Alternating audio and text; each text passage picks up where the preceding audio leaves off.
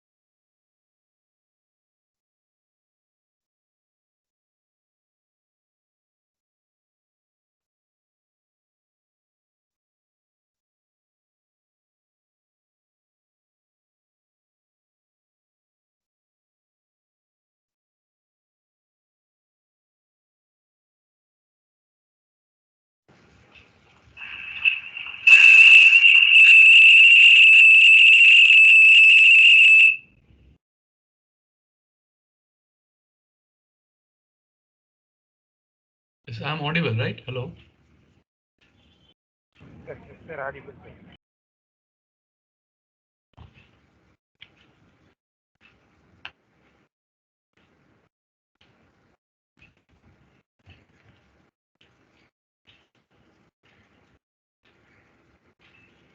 Hello, is my voice audible? Hello.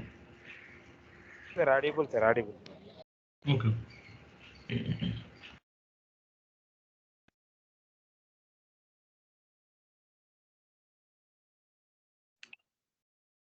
So welcome everyone. So any doubts from the previous week?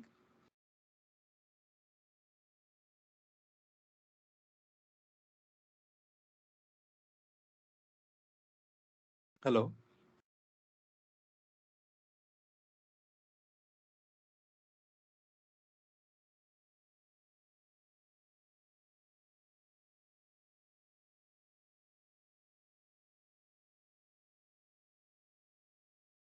So if you have any doubts, you can ask me, and then I will start the session. Right.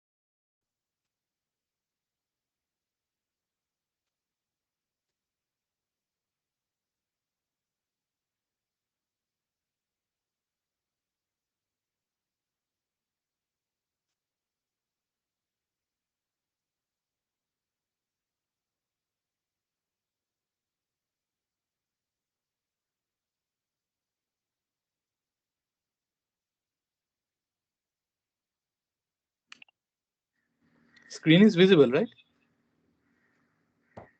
Yes, sir. Visible, sir. Okay.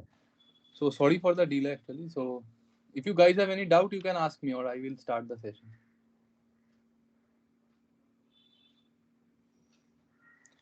So welcome everyone to the third live interactive session of the Power Quality NPTEL course. And I am Subhadip Chakraborty, your teaching assistant for these live sessions. So this is a brief introduction about me. So I am currently a Prime Minister's Research Scholar in the Department of Electrical Engineering at IIT Delhi.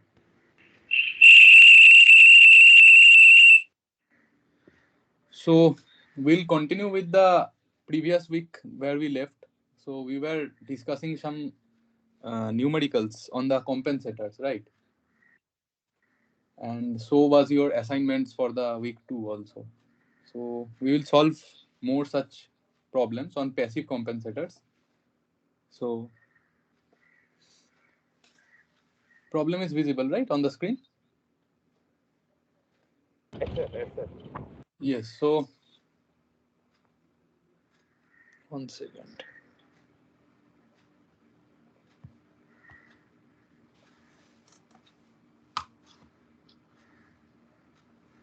Yes, so the problem says that we have a single phase AC supply, 220 volt, 50 hertz, feeder source impedance 4 ohms, which is reactive, and a single phase load impedance is given. So first option of the numerical asks to calculate the voltage drop across the source impedance. I think this is easy, right? So what you do, you just calculate the current, and it is asking without the compensator at the first. So first we calculate the net impedance, which is Z net.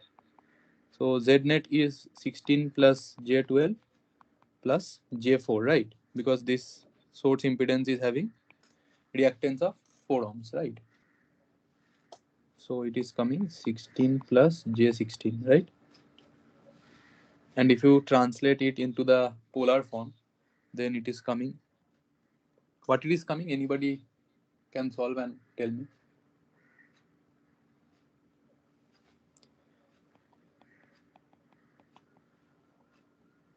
So if you solve with me, I think you will gain more practice.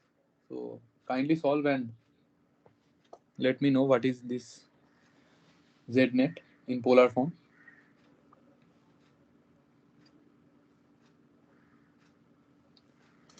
Sir, we get 22.62 angle 45 degree. Okay. So this is the net impedance, right? And you have a single phase AC mains where the RMS voltage is 220 volts, right? 50 hertz. So what is I? If I calculate IS in polar form only, so it will be 220 angle 0 divided by 22.62 angle 45. So it will come.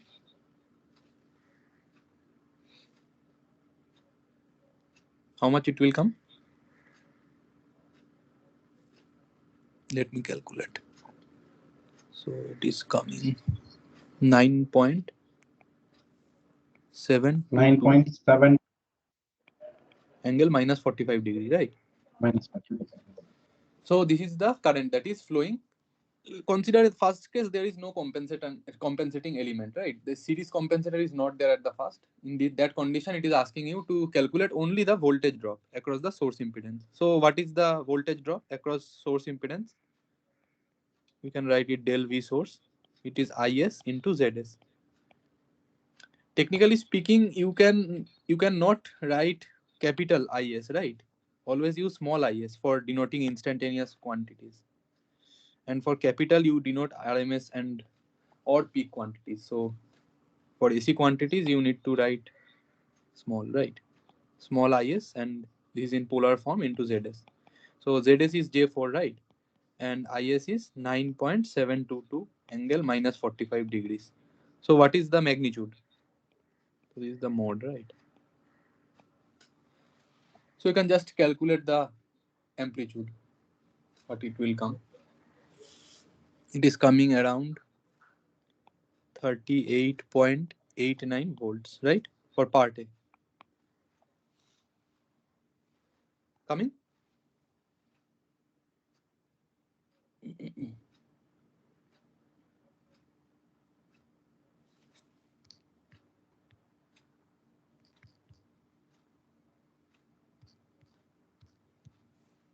So let's go to the next part. So it is asking voltage across the load with and without a series compensator. So the voltage across the load without the series compensator is easy. You can just calculate V load. So it is IS into ZL. So ZL in polar form you can write. What is ZL in polar form? 16 plus J12. You convert it into polar form. So it will come.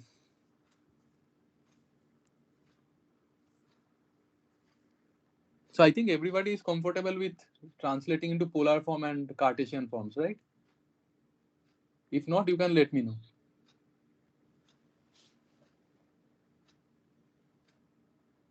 Okay, so anyone? What is ZL in polar form? 20 angle 36.86. ZL, right? Is it better, sir?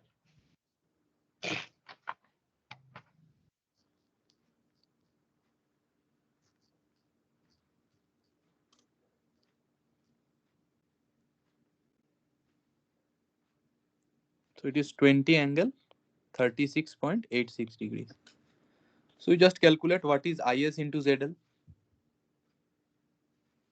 What is the magnitude? ZL, you just calculate the amplitude, right, for the voltage drop. So take 20 and then multiply it with the current amplitude.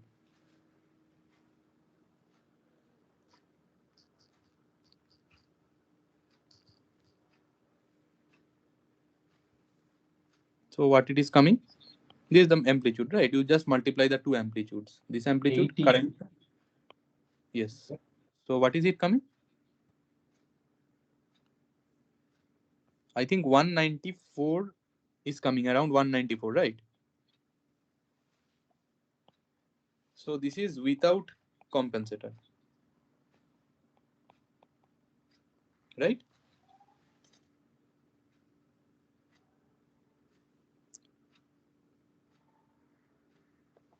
So now you have added a compensator, right? And what kind of compensator you will add? What is the aim?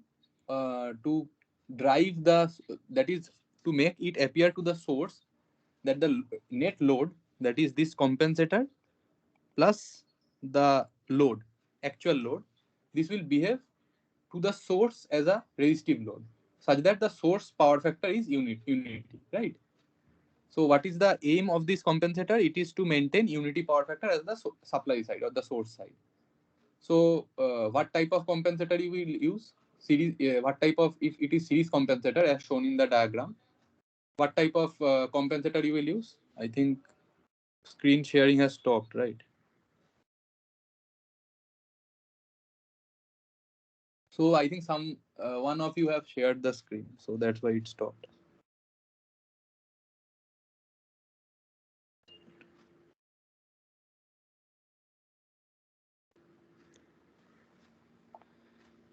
Voice is visible, right? Screen is visible, right? Yes, sir. Yes. So just what we are discussing is that you added a compensator in series to the load, and what type of compensator should it be to drive it to unity power factor? Because the load impedance is having some inductive part, and the source impedance is also having some inductive part. To cancel out the reactive drops and maintain unity power factor at the source side, what type of compensator you will use in series? Will it be capacitive or inductive?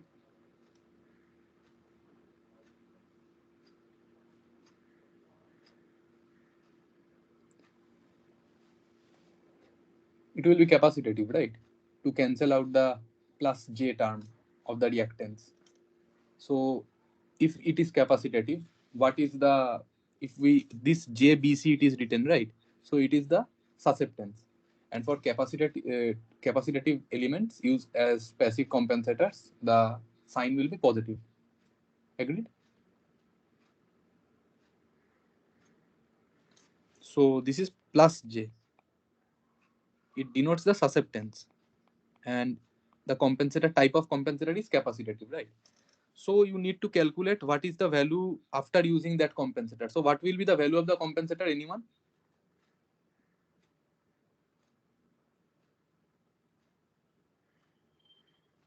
Hello? Anyone? What is the value of the compensating element? This JBC. What will be value of BC? Such that But the minus 12. Minus is it J12. is it just check the net impedance. What is the net impedance? Then it will minus 9, sir. No. What I am telling, load is having some reactive part, right? Which is J12, and your source is also having some reactive part, which is J4. Now I want to make it appear to the source that the overall loading, including the compensating element you have connected in series, is a resistive, is behaving as a resistive load. So it should cancel, JBC should cancel that net effect of J12 and J4. So it should be? Minus J16. Yes. So it should be J16, right? Because I am talking about impedance. So impedance should be minus J16, but susceptance should be plus, right? So capacitive it is because the impedance is negative. So what is the value of, I think, Z compensator I can write? Z compensator is minus J16, right? So once you install a series compensator, which is having minus J16 as the impedance, then the net, then I can go to the next page. Then you can write after compensation.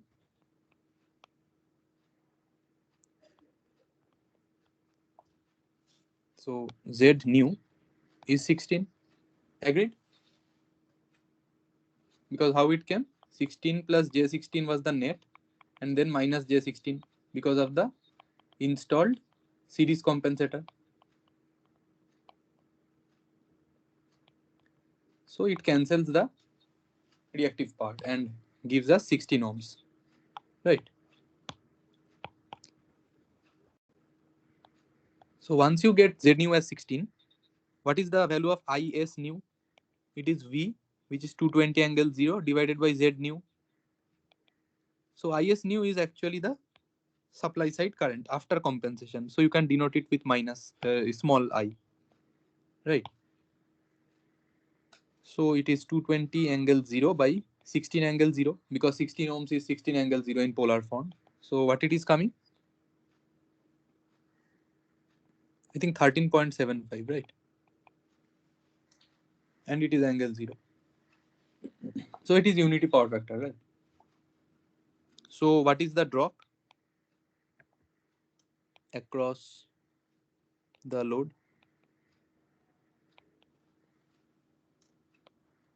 Which it is asking in the part B. It is 13.75 multiplied by mod of ZL. Now mod of ZL remains the same. We have calculated it already. Mod of ZL is 20.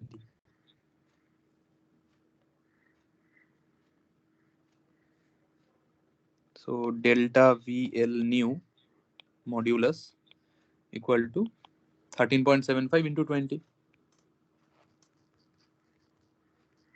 So it is around 275, right, volts.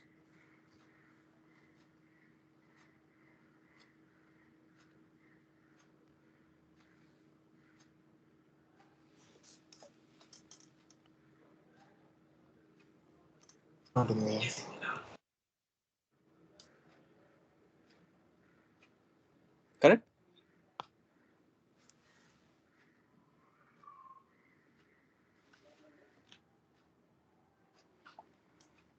Anyone did it?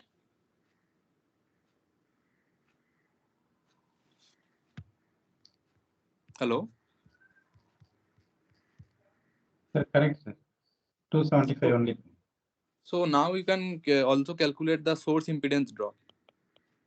Drop across source impedance.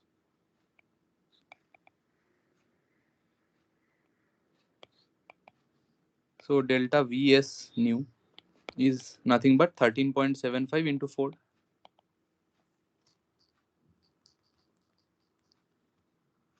It is around 55, right?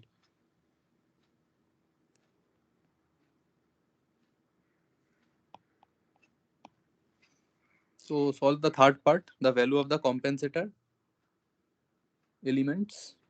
So it is, well, already we can calculated J16 Z compensator. Also you can write it as the capacitive reactance, right? So you can calculate from here what is the value of C, right? Because you know omega is 2 pi into 50 radians per second, and you already know XC is 1 by omega C, which is given as 16. So what is the value of C? Anyone can calculate and tell me?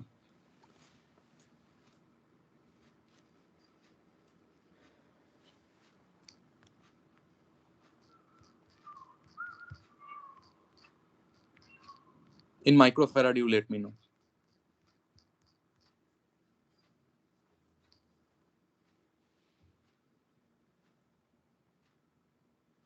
Yes, anyone can solve and let me know, right?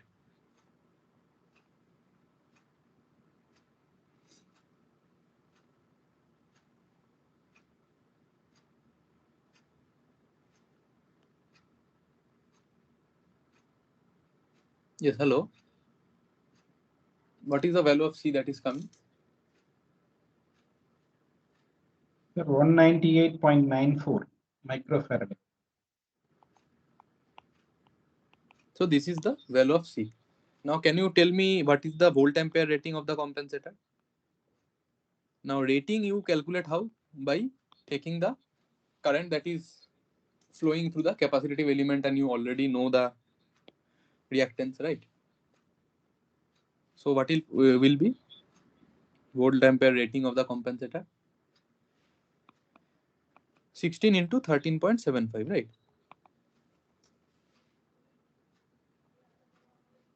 Square. It is I square into XC, right?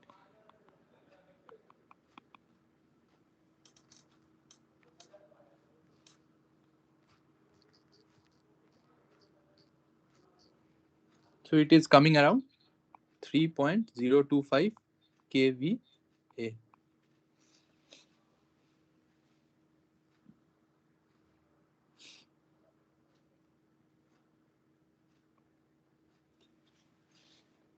And since this is a purely lossless element, also you can write 3.025 kVAR, because no power loss will be there in ideal condition.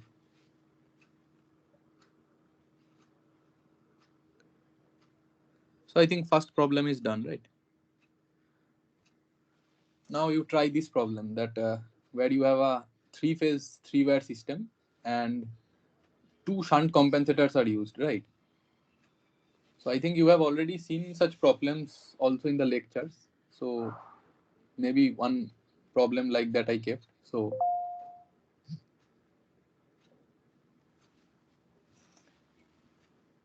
it is asking to calculate the that is, we have installed the two compensators and assume that they are installed of appropriate values to provide load balancing and power factor correction. So these two features we are implementing for this three-phase, three-wire system.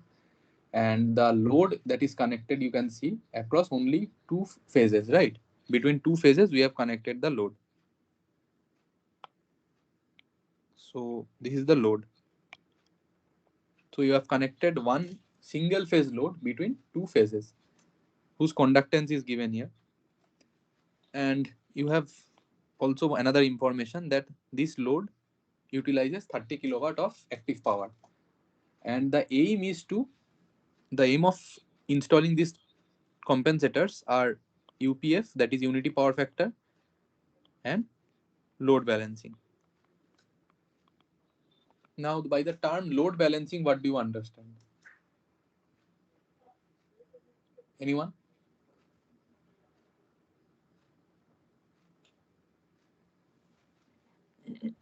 It will behave like a resistive load. No, Inductive reactance and capacitive reactance. No, that is power factor correction. Yeah, power factor correction, it will behave as resistive load, correct. But what is the implication of load balancing? That feature is also being provided by the compensators. Along with power factor correction, so it has two roles: to make it appear, that is the loading the source as a resistive load for unity power factor at the supply side. And the second aim is to make it appear to the three phases equal loading, not unequal loading. That, for example, without the compensator, the third phase you see is not loaded because the load is connected only between VSA and VSB, that is AB. The lines A and B, we have connected the load. So third phase is not loaded.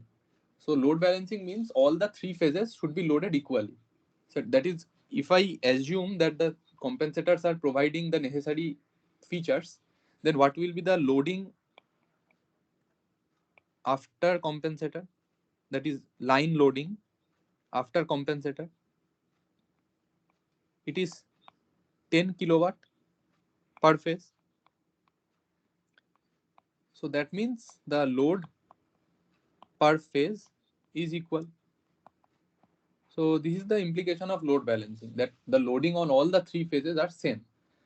But still, as per power balance, if the load is demanding 30 kilowatt, it should get 30 kilowatt. But it is split among the three phases. So then 10 kilowatt loading on each phase. Now, if you know that each of the phases is loaded with 10 kilowatt by providing necessary compensators, we have balanced the load and 10 kilowatt loading is possible, the supply line currents you can calculate, right? You already know per phase voltage, which is 400 by root 3. Per phase current you already know, or power, per phase power you already know. 10 kilowatt is the power per phase, and this is the phase voltage. Then you can calculate the current, right? So what is the current coming? IS per phase.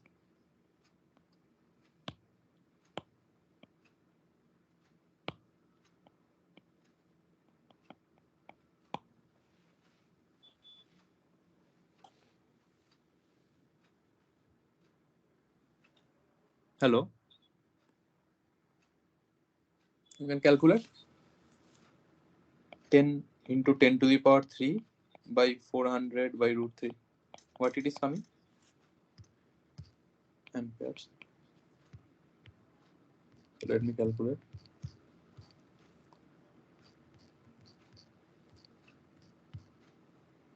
So what is coming? Anyone can calculate? Sir, 43.30. Okay. So this is the value of current after compensation, right? Assuming equal loading on each of the phases and assuming unity power factor operation. So supply currents will be same for all the three phases, right? Amplitude of the supply line currents, and it is balanced condition. So amplitude of the line currents will be 43.30 ampere. So the value of the compensator is being asked. So these kind of problems, if you see, actually, assume that all the three phases we have connected some compensator, right? So between A to C, you have one compensator, B to C, and A to C. So JB compensator, that is the susceptance, and between A and B. Now we will eventually find that the AB will be 0. So we have formula for that, which the derivation I have also, I think, covered the previous week. So if you want equal loading, so and as well as load balancing with unity power factor, so for that you have B of CB, that is between the B and C phases, right? So that will be GLAB, that is dependent on the load, on connected load. So this is the conductance of the connected load, the load connected between A and B. So you know that the conductance of the connected load divided by root 3. So if you install between B and C one particular compensator whose susceptance is given by, the amplitude of the susceptance is given by GLAB by root 3. And if you talk in terms of the actual polar representation, then it will be plus J GLAB by root 3, and BC of CA will be minus J GLAB by root 3. So obviously if you see, then since this is plus, this is capacitive, and this is inductive. So this will be the value of the compensator, right? So can you tell me the value of C and L? Now you be careful about one thing. You are calculating, you know the value of the susceptances. But if someone asks you to calculate the value of the elements, then be careful about one thing, because when you see the sign, that is, if this is plus, you have to apply the formula of capacitor, that is the susceptance of the capacitor, which is omega C. So from there you can calculate C. But once you calculate the value of, if it is minus, that is the susceptance is negative, you know that it is inductive. So to find out the value of L, you need the formula of the inductive susceptance. The formula of inductive susceptance, if I write this as BC, then this is J omega C. And if I write BL, then this is minus J by omega L. So 1 by omega L, and this is omega C. So calculate C and L and let me know the values. Because GLAB you know, right? GLAB, it is given. So this. So calculate GLAB.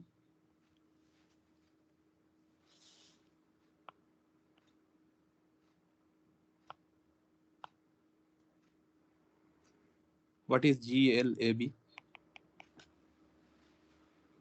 You know the load is 30 kilowatt connected between the lines A and B. So how to calculate GLAB? It is P by V square, right? So what is P? 30 into 10 to the power 3. And V, you take the V line because the voltage applied across the load is the line voltage, right? So what is the line voltage given in the question? It is 400 volts, right? So this is 400 square. So now you get the conductance. So what it is coming? 30,000 by 400, right?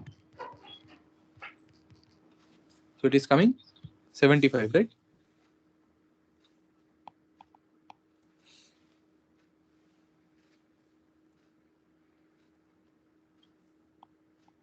Everyone getting this?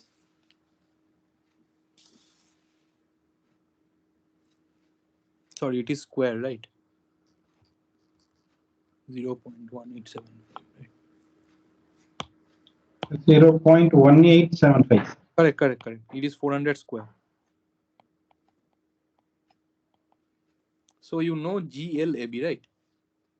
So once you have GLAB, you know the conductance values. One will be plus GLAB by root 3, another will be minus GLAB by root 3. For the AB phase, you will not have any, don't need any compensator, right? That is 0. So now once you have the value of the susceptance, which is 0.1875, how to calculate these C and L values? So you know omega C is 0.1875 in one condition, and 1 by omega L is 0.1875 in another condition. So calculate C and L from this condition. Tell me in microfarad and millihenry, right? So omega, how will you calculate? Omega is 2 pi into 50.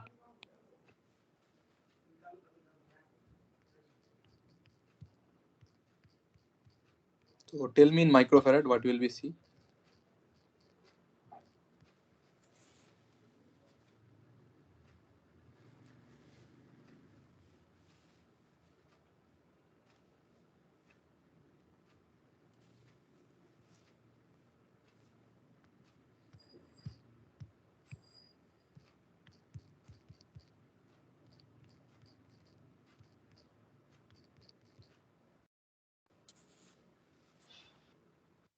Five hundred and 96.83 microfarad.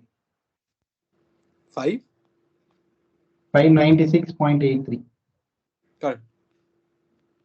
And what is L?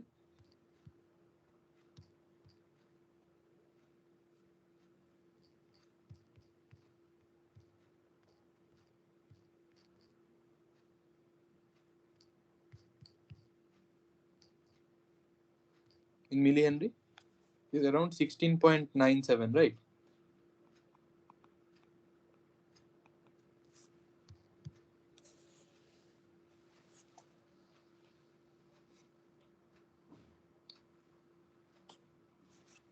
Getting?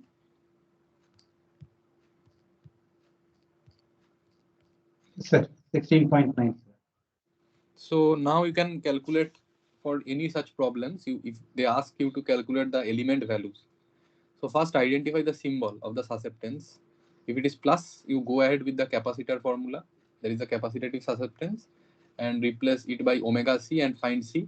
And if it is inductive, with the minus sign for BCCA, because this will keep on changing. For example, I keep a load of around, because I can draft the problem in this way also, that instead of connecting it around A and B, I can connect it around B and C also.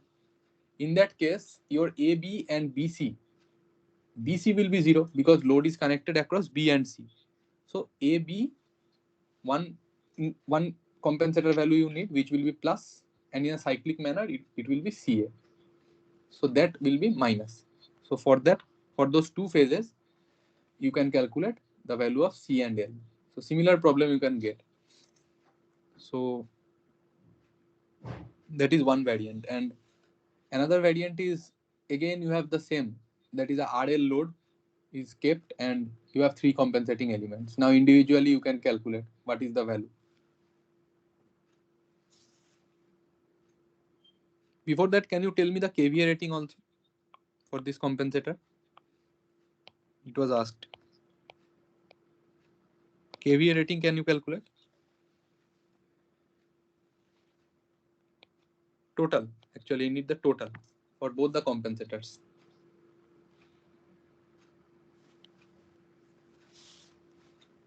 So you need Q total, right? Q net. So Q net is actually Q of the compensator BC plus QCA, right?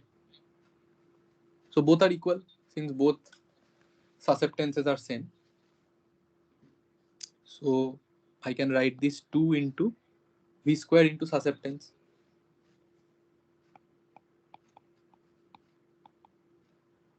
Any one you take, BC or CA you take. So this is susceptance.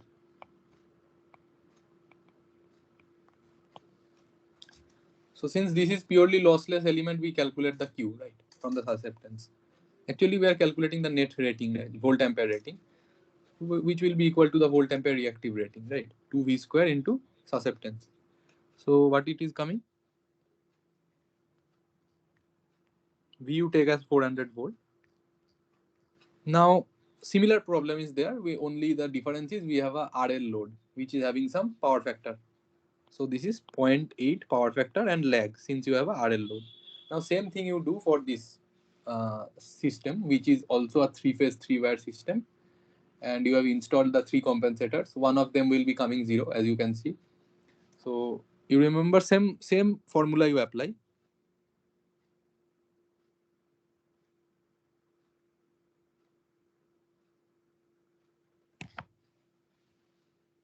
So you calculate first what is the kVA. This is 20 kVA at 0.8 power factor lag.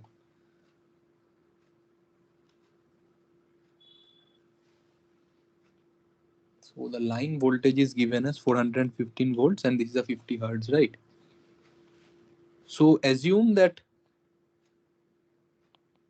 since it is asking for the RMS value of the supply line current, first you determine the RMS value. So what it is providing, load balancing, power factor correction, both it is providing. So if it is providing load balancing, then after compensation. So assume that the compensators are already providing the features. Then can you calculate the line current? First, IS RMS, what it is.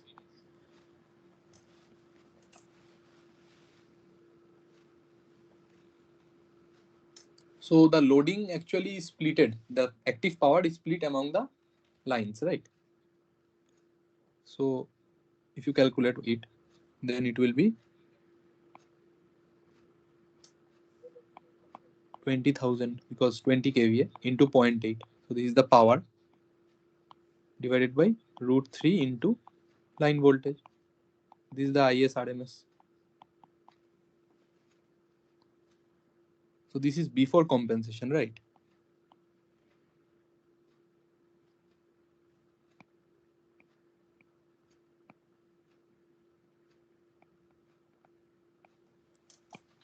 So before compensation, your line current is this 20,000 into 0.8 divided by √3 into 415.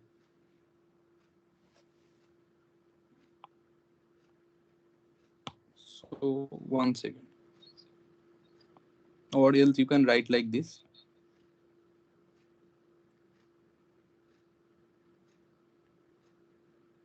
So if you want after load balancing, then what you can do? So 2 ways you can solve this problem, right?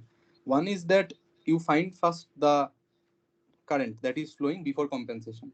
So can anyone tell me how to find the current before compensation? What is the voltage across this load? Hello?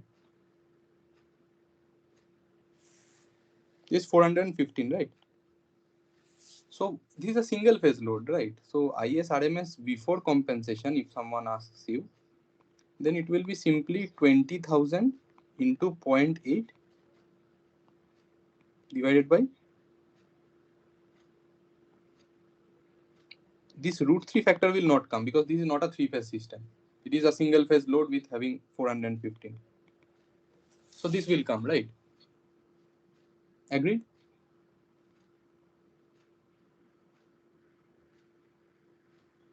Hello.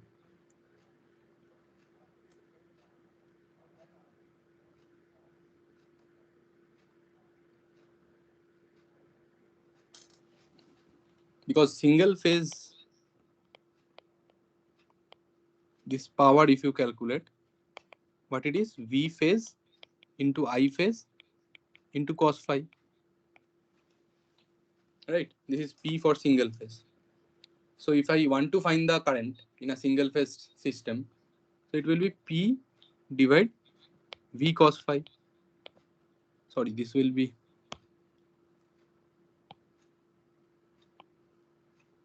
here.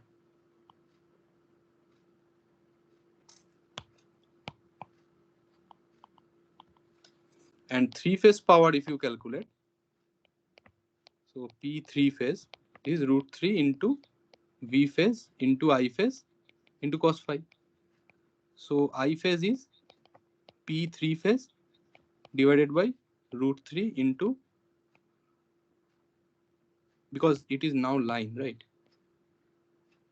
If you take phase, then this will be 3. So V line to line, I line to line into cos phi. Or else you can write 3 into V phase into I phase into cos phi. Both are same. Only if it is line to line, then you write it as root 3. So what is I phase? If I phase you need, then it will be 3 times V phase into I phase into cos phi, right? And if you need I line for a 3 phase system, it will be P 3 phase divide root 3 into V line to line into cos phi. So now I want that after the load is balanced. So after load balanced, your load is splitted among the 3 lines. So 20,000 into 0.8 active power is now splitted among the 3 lines, which is 20,000 into 0.8 by 3. This is the active power for all the lines. That is, this much loading is applied across the 3 lines, right? So now you calculate the current. What is the current? So it is now simple because per phase, we are doing per phase basis. So per phase power we know. So per phase power by per phase voltage, if you do, then you can find. So per phase voltage is 415 by root 3, right? So you calculate what is it coming.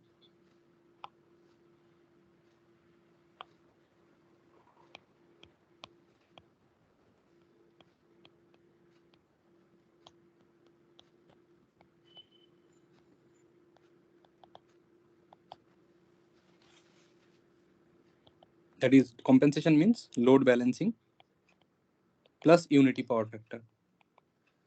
So the load which was previously at 0.8 lag, because it was 20 kVA at 0.8 lag.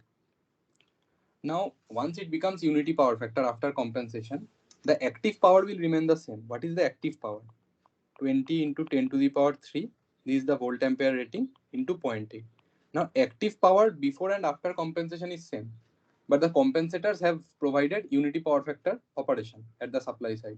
So since it has provided unity power factor at the supply side, then what is the net loading? Net loading is now purely active. So this is 20 into 10 to the power 3 into 0.8. Now after you provide compensation, then what is it? Then the P, this load actually is fully resistive, so only active part. So this by 3 is the per phase power. This per phase power or per phase loading, you can tell, at UPF is now splitted among the 3 lines. So per phase analysis we do, so power per phase and then divided by voltage. So voltage is 415 by root 3, right? Agreed? Anyone having doubt in this step? Hello?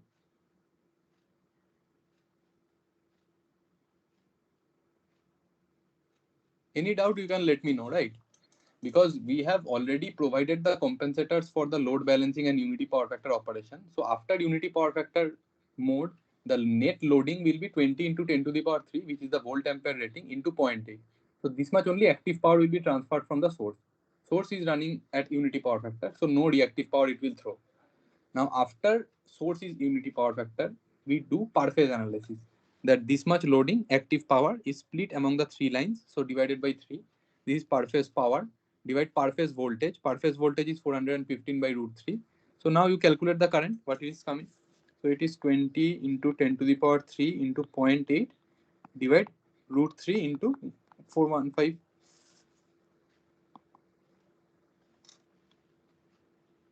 So I get 22.25. 22.25, right? Now this is angle 0 because it is unity power factor, right? So now, can you tell me what is the value of the compensators in this condition? Just use the previous technique, previous problem technique.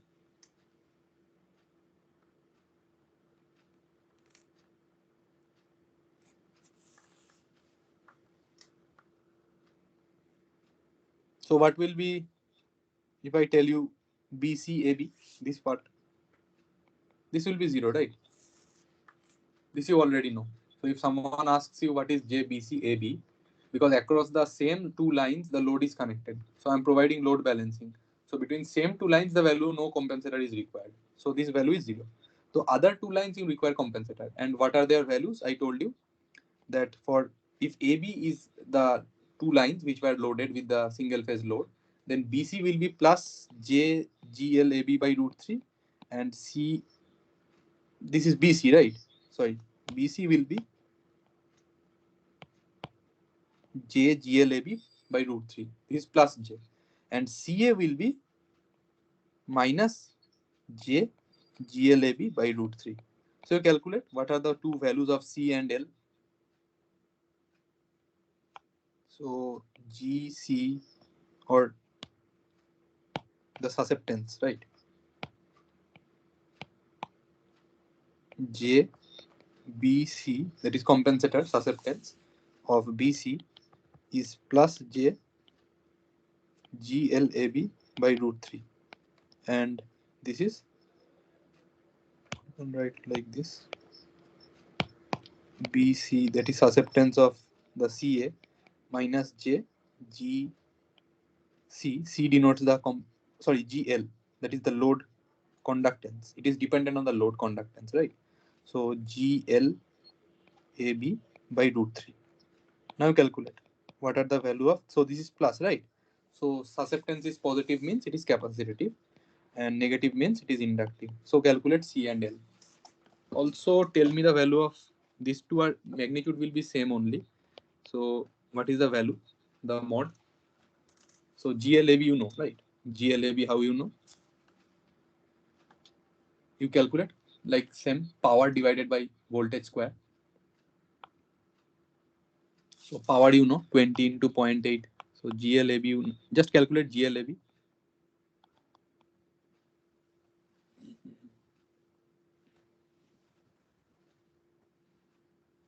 So G, always while calculating G, it is powered by V square. And for BL, that is load susceptance, it is Q by V square. So GLAB is powered by V square. Voltage applied across the load. So VL. So what is power? Active power 20,000 into 0.8. What is the voltage applied across the load? 0.116. Yes, just let me check the voltage applied. It is 415, right? So 415 square. So what is GLAB? Yes, you got something? 0.1161. Okay, just let me check.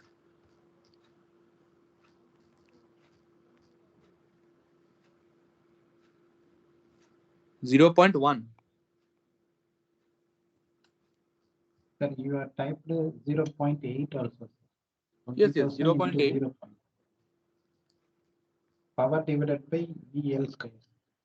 Yes, power divided by VL square. I am getting 0.09. Just check. Sir, you have typed 20,000 into 0.8. Sir. Yeah, no, I took 20,000 into 0.8. Divide 415 square. That's what I am doing. I am getting 0.092. Just check.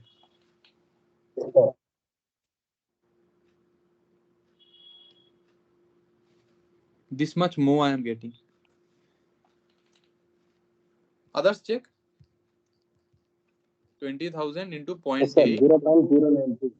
That's what I am getting, right? 0.092, right? So now, once you know GLAB, just let me know the value of BC and BCCA, the mod values. So mod BC can be written as GLAB by root 3. So what is GLAB by root 3? It is 0.092. 1 minute, sir. Huh? Huh? The previous problem for Huh? GLAB, we have put P divided by V square. Correct. Because it was a resistive load. You just see the diagram. Okay. It was a resistive load, right? Sorry. It was a purely resistive load. So you can do P into 0.1 or VA volt ampere rating into 0.1 because it is, you can see na, it is GLAB. Sorry. Yes, sir. Understood, sir. Where it went. So only load has conductive part because it is purely resistive. Now in the problem, it is slightly different. What I have done, I have put RL load. So you can see load has both conductive and susceptive part. GLAB and minus JBLAB. So what do you understand by minus JBLAB? Why the minus sign is coming in the susceptance? It implies that load has some inductive part because inductive part has negative susceptance and some conductive part. So it is RL load, as you can see in the diagram. Maybe sometimes no diagram may also be provided. Only in language you can get. So from that you have to apprehend that the load is inductive and resistive. So anyways the power factor is given lag. So 0.8 lag. So from many places you can identify what is the type of load. There are many hints that are given in the problem. So if the load is 20 kVA at 0.8 power factor lagging, then also it is telling you that it is a inductive load having some reactive part, right? So now if it is having some reactive part, you know that after compensation, it will behave, that is with the compensator, it will behave purely as a resistive load because it is unity power factor. Now we have to find the actual power that was required by the load. The supply side will just push the active power because it is unity power factor, right? So that's why we are determining the active loading. That is the active power. So to determine the active power, what we do, apparent power multiplied by power factor. That is the active power. Now that power will be splitted among the three phases because it is load balancing, right? So by 3 we did. And after load balancing, if you want to find the current of the line after load balancing, then what you do? Per phase, power after load balancing, and then divided by the per phase voltage because per phase analysis we are doing, right? I think this concept is clear. Yes, sir. Yes. So per phase voltage you determine, per phase power you determine, active power because it is UPF, and then you divide the two to get the current. And since it is a star, please remember, since it is a star configuration, as you can see, how I came to know it is star, anyone? Just see the diagram.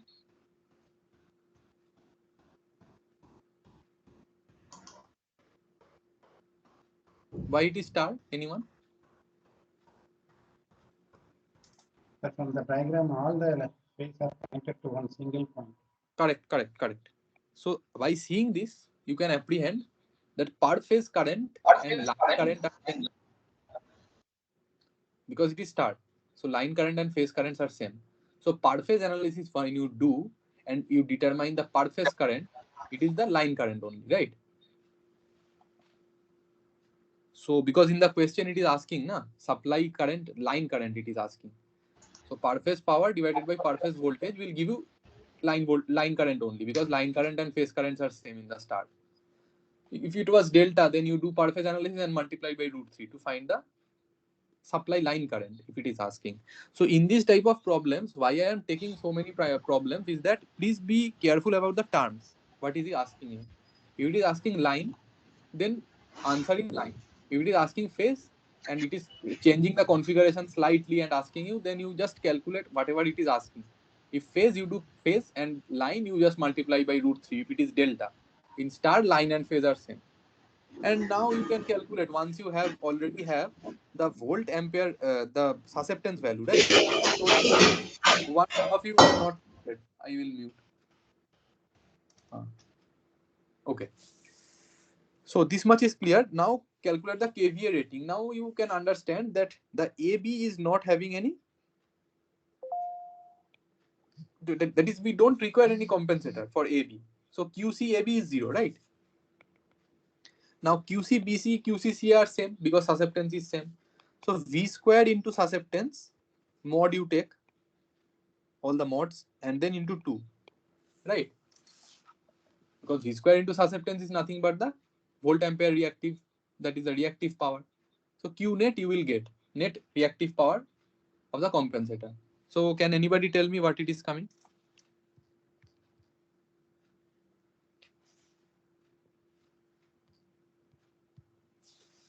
One question, what is this V? Is it line or phase?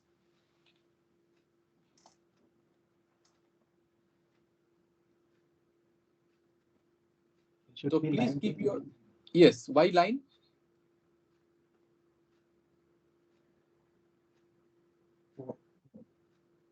Because the compensator is connected, just see, across the line.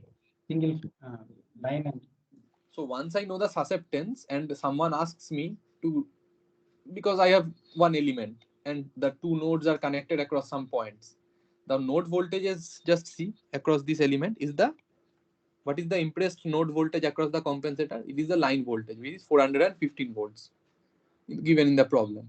So whatever is the voltage across the compensator, you square that VC square into its susceptance. So what is V compensator? Is the line voltage.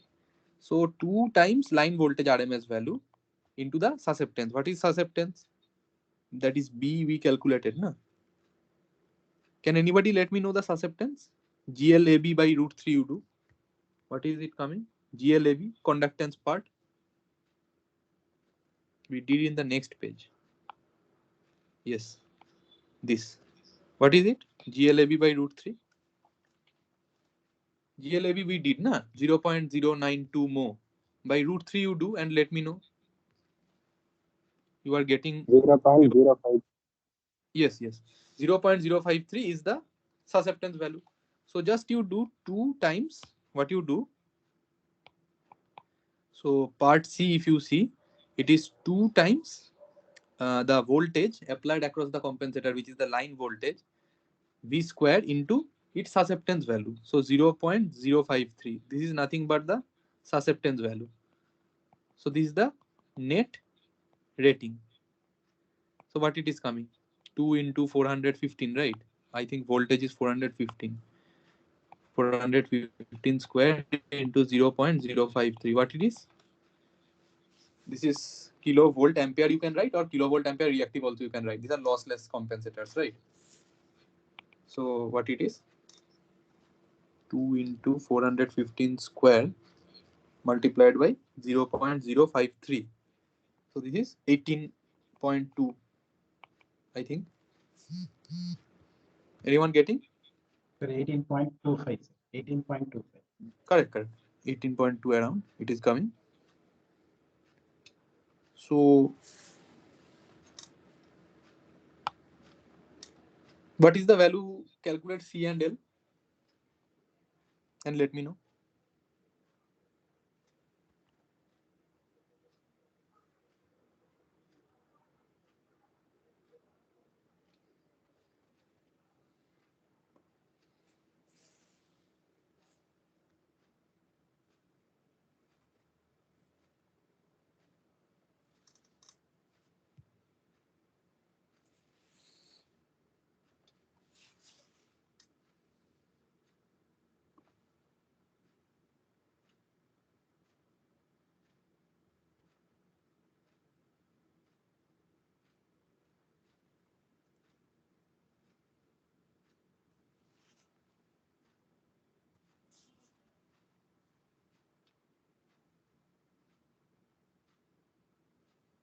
Yes, did?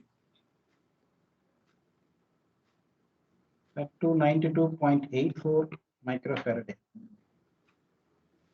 Okay.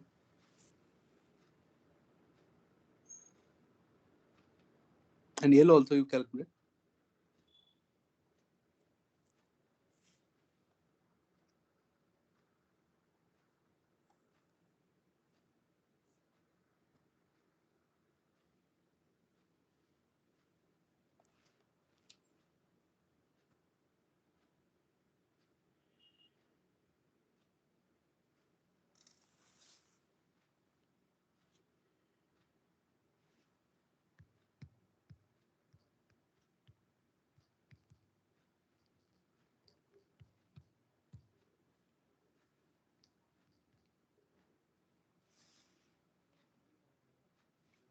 $34.59 millihenry.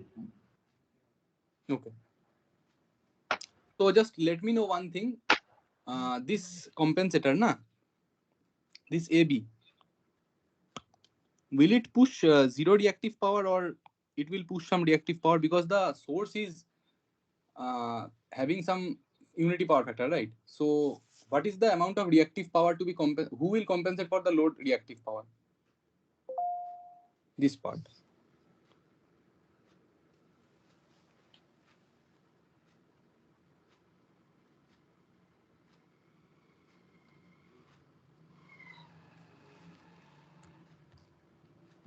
Just think about it for a moment.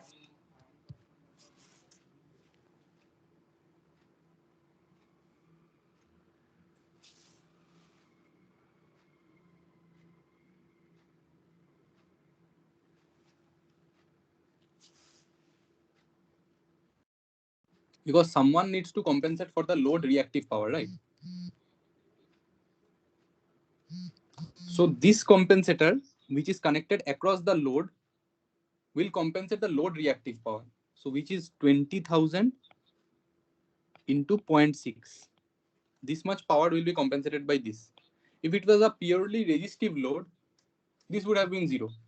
So I will write this is 0 for purely resistive load.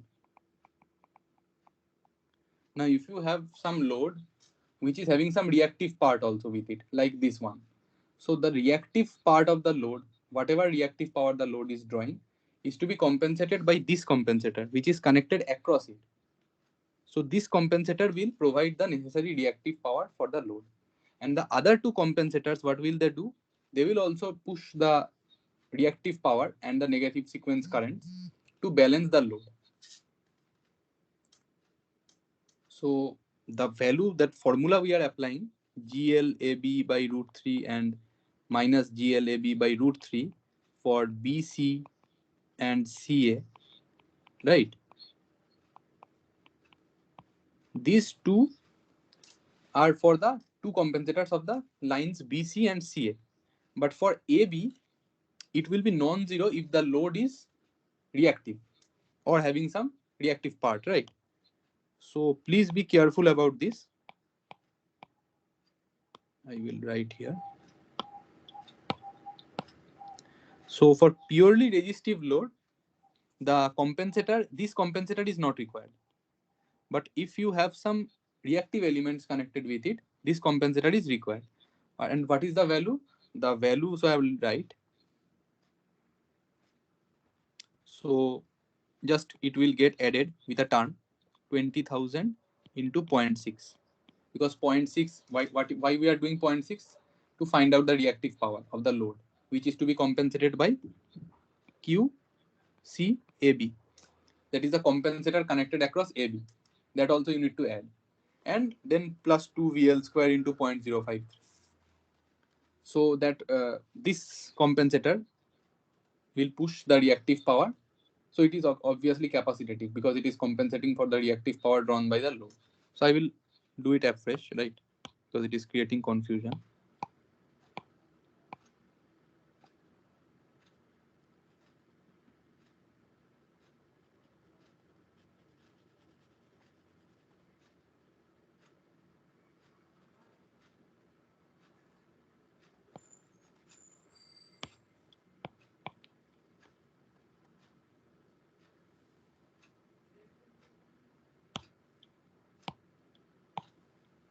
So net rating of compensator for a reactive load where the compensator is providing unity power factor plus load balancing. It is QC, that is compensator of AB, plus BC plus QC into CA. Now QCBC is what? V line square, line to line, or I write VS square divided by, or it is susceptance. So BC or BC, that is susceptance of the BC compensator. And what is this? VS square or V line square, whatever you do, BCCA. Up to this it is clear. And this compensator, since the load is not purely resistive, so this compensator is actually supplying the reactive power of the load. So what it is? Whatever is the volt ampere rating into 0.6. Why 0.6? Because 0.8 is cos phi. So sin phi is 0.6. And you know S into sin phi is Q. So this is QL, compensating QL. So you calculate the susceptance BCBC or BCCA. Both will be equal. Calculate what it is coming.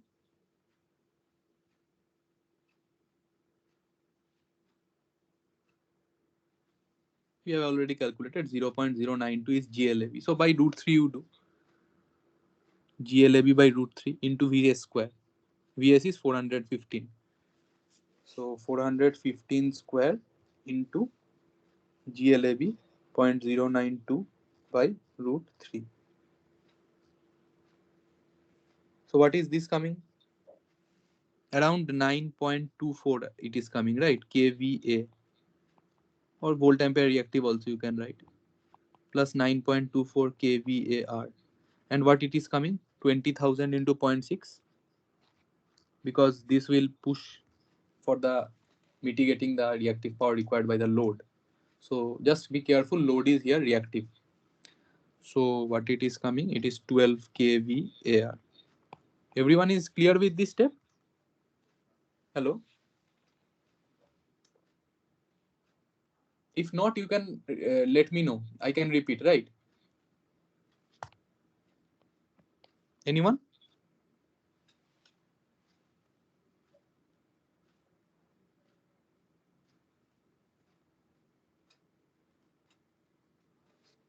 So it is coming 30.48.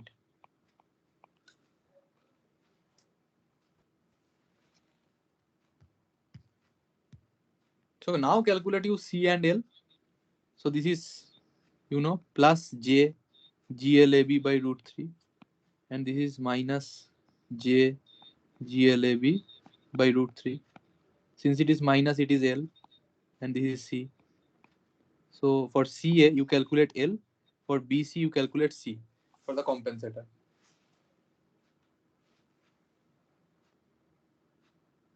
B you already know, na? So just put BC equal to omega C and BCCA equal to 1 by omega L. So what is the value of C? Calculate from here. What is the value of L?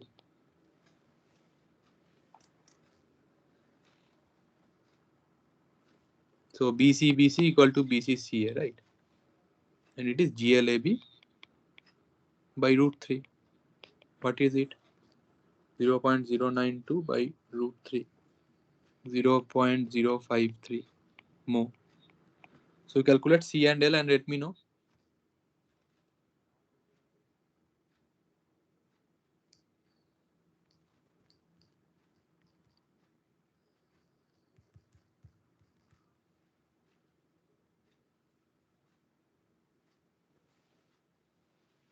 Anyone, someone had calculated, right? So what was the value? Hello?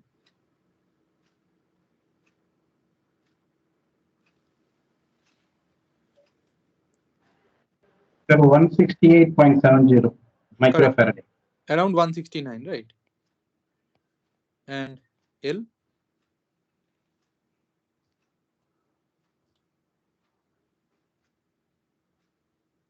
1 by omega into B.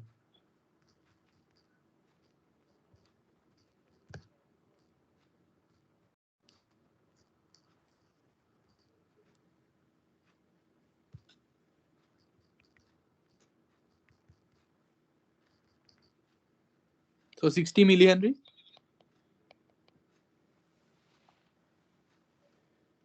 So you now can calculate the net rating of the compensator as well as the element values.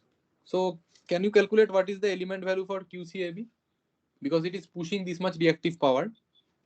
So what type of element is connected between AB? It is, if it is supplying reactive power of the load, which is inductive in nature, it is capacitative. So what is it? V square by XC. It is Q. XC is 1 by omega C, or V square omega C is Q. Calculate CAB from here. What is CAB? That is the compensator connected between A and B. So Q is 20,000 into 0.6. This much is the reactive power divided by V square. 415 square. What is it?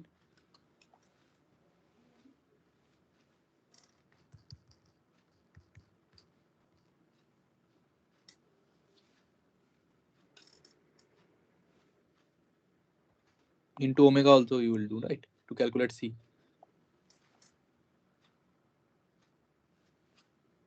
Because V square into omega C equal to Q. So C equal to Q by V square omega. And V is 415. Q is 20,000 into 0.6 by 415 square into 2 pi into 50. Just let me know what is the value of CAB.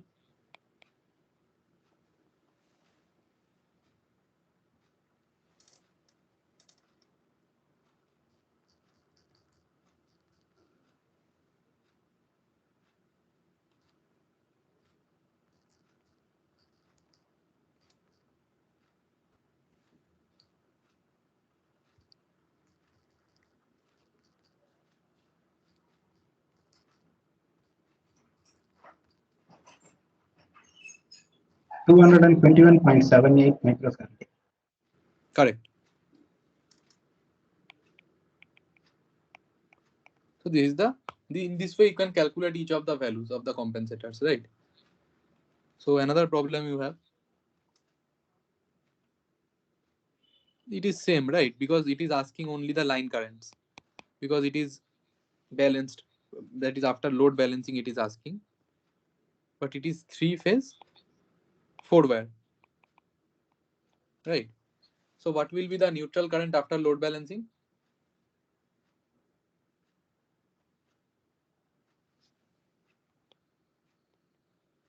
Zero. Yes. So can you calculate directly in one line ISA, ISB or ISC after, that is unity power factor, assume unity power factor after compensation and assume balanced condition and try to calculate, because loading is 20 kilowatt and after compensation also it will be unity power factor. So power will be split among the 3 phases. So per phase power I calculated divided by per phase voltage. Per phase voltage is 415 by root 3. This will be the line current. Or this mod is equal to ISB equal to ISC, because this is split among the 3 phase equally. So just let me know what is the value of line current.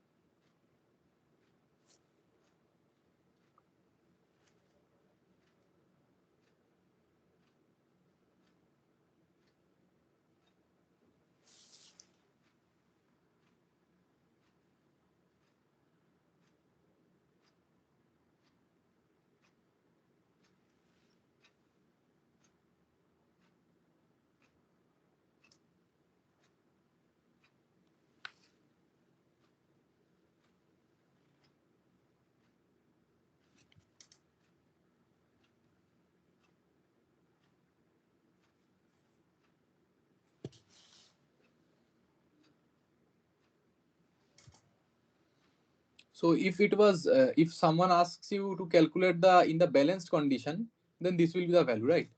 Now read the question, what it is asking. Assuming balanced condition,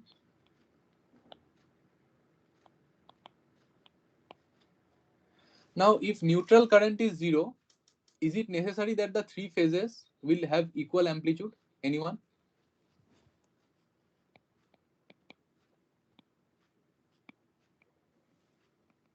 Not necessary, sir. Hmm.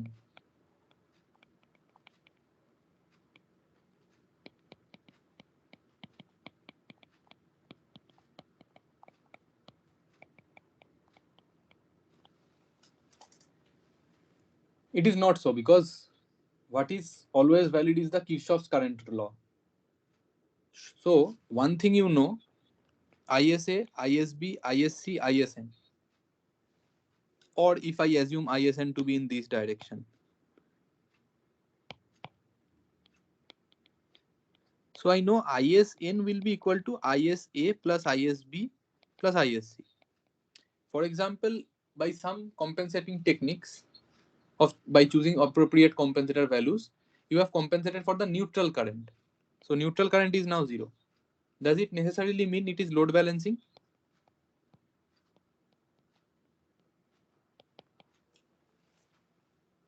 May not be, or maybe. Because amplitudes of the, so obviously this is in phasor sense, right? Not the amplitude sense. In phasor sense, all the three currents may have equal amplitude. Then also it's their sum can be made 0, or their sum can also be made 0 by unequal amplitudes of ISA plus ISB plus ISC. Agreed to my point? So neutral current compensation in a four-wire system does not imply load balancing, because then also you have the negative sequence component, right? Neutral current means the zero sequence you have mitigated, but the negative sequence can cause unbalance. Unbalance means the unequal amplitude among the load currents. So what it is saying, please read the question. It is saying that the neutral terminal, it is required to eliminate neutral current. Only the compensators are installed to eliminate the neutral current, but not provide load balancing. So in all the previous problems, what I took load balancing. So by load balancing, I mean that the equal amplitude of ISA, ISB, and ISC. If it was so, and it was given in the question that it was load balanced, that the load was balanced, as well as the neutral current was compensated by using the compensator, then this approach would have been correct. Like for example, how we wrote it, we assumed that the load is balanced, that then only the ISA, ISB, ISC amplitude will be same. But in the question, what it is given? In the question, it is only given to eliminate the neutral current. Nowhere it is mentioned that the load, after providing compensation using appropriate values of BCB and BCC, the load will be balanced. It is not given. So in that condition, it is asking you to calculate the RMS value of supply currents. So I think this is also covered in the lecture. If you see carefully, the derivation is already given, that in such a condition when you do not have load balancing and your compensators are only installed to mitigate the neutral current, then you have different set of formulas, right? So I may write here only. So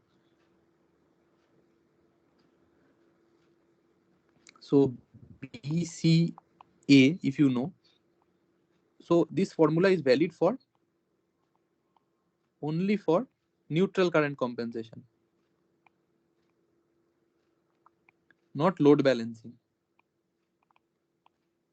So please read, all the cases are given in the lectures. If you see that what for you are actually installing the compensator.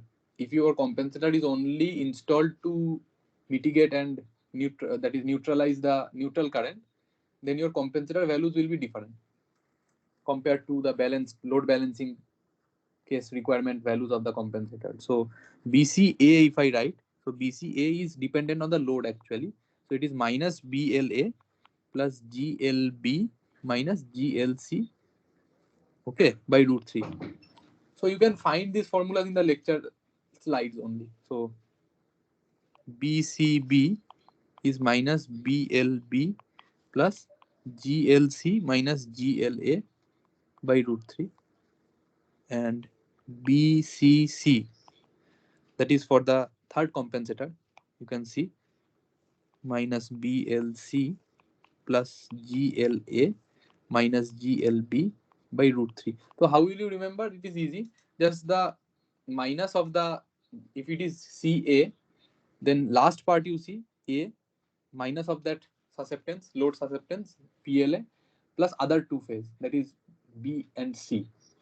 So CB if it is, then for the B you have this B and difference of GLC and GLA, and for it is in cyclic manner. So I hope you understand. So now if someone asks you to find BCA, what is BCA? BCA GLB minus GLC. Now GLB and GLC are what? The conductance of the load connected across B and C. Is there any load connected with B and C? Load is connected at the points A and N. So you have GLA. It is purely resistive. So BLA is also 0 because there is no susceptance of the load. BLB, BLC, GLB, GLC. These are all what? 0 only, right? So only GLA is there. So can you calculate the value of now BCA? BCA is, because BLA is 0 and GLB and GLC, no load is there, so they are also 0. So BCA is 0 as per the formula when you want neutral current compensation only, not load balancing. And BCB, what it is? BLB, BLB is 0. GLC is also 0, only GLA. So it is minus GLA by root 3. And BCC, that is connected between C point and the neutral, that compensator, which is this one. So this compensator is coming plus GLA by root 3 because BLC is 0. From this formula we are following. So how to calculate GLA? The load conductance. It is already a resistive load, so unity power factor. So how to calculate GLA? Anyone? So power by voltage square, right? So power is 20. So I write this as power by voltage square. And voltage impressed across the load is the phase voltage, not the line voltage. So 20,000 divided by, what is the phase voltage? Because please remember it is line to phase. So 415 by root 3, that whole square. So anyone tell me GLA, what is GLA?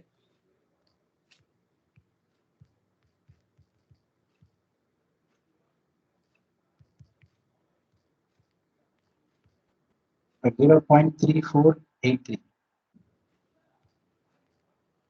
Correct.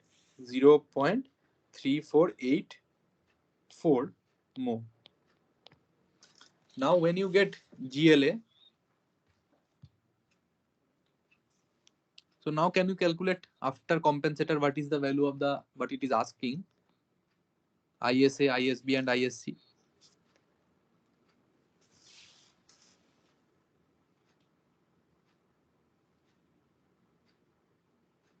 After compensation.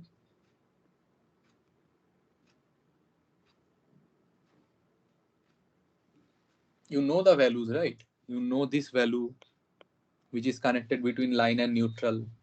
You know this value which is also connected between the second line and neutral, and you know the third value. So what is the value of current?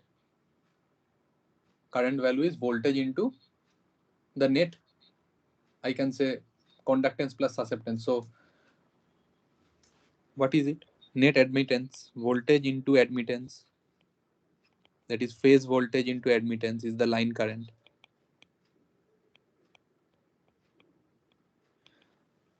So individually you calculate.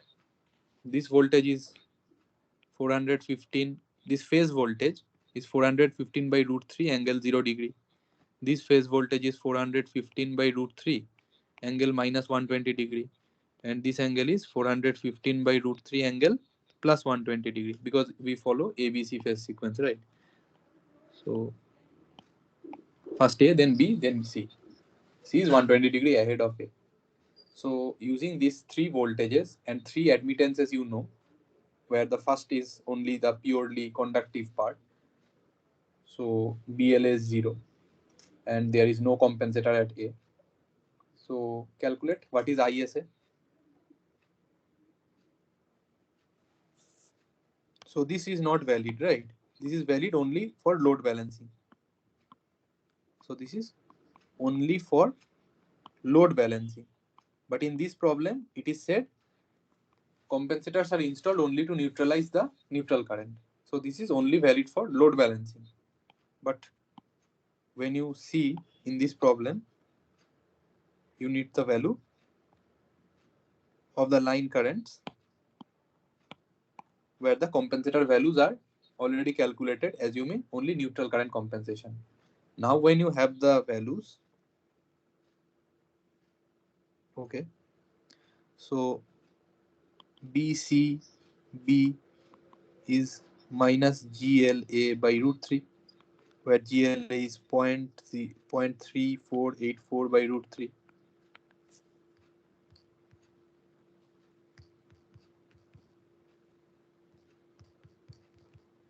So it is coming. So minus means minus J. So minus J 0.2, right? Please calculate with me, one person. It is 0.2, right? And BCC is plus JGLA by root 3, where GLA is 0.3484. So same, it is plus J 0.2. And you have GLA. So this is the net admittance of B and net admittance of C, and A is purely conductive. So GLA is 0.3484. So now I think it is easy. For ISA, you do VSA into GLA, where this is the net admittance, where there is no susceptible part. So only the conductive part comes. So angle will be 0 only, because the angle of this is 0 and angle of voltage is also 0. So what it is coming? 0.3484 multiplied by the voltage. Voltage is 415 by root 3. So do 1%. 415 by root 3 into 0.3484. 83.38. Yes.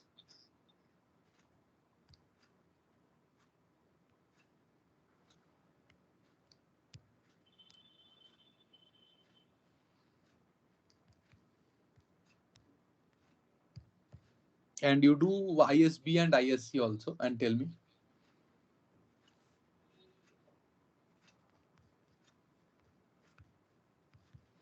So please be careful about what they are asking to calculate the compensator values, because compensator values will differ based on the what the feature you want out of them.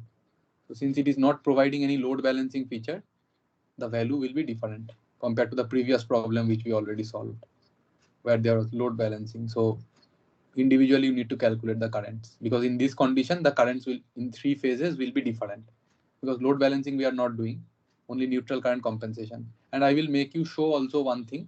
You just calculate first the three currents, then I will make you see one thing. So first current, you tell me 83.47 or 48 I can say. So ISB, ISC also you calculate. Then I will tell one thing. So 0.2 into this is B, right? So minus J 0.2. Minus J means always remember you rotate by 90 degree in the anti-clockwise direction. Sorry, in the clockwise direction, since it is minus J. And plus J means you rotate in the clockwise, anti-clockwise direction by plus 90 degree. So if you multiply these two, that is minus J 0.2, and the phase voltage of B is minus 120 degree.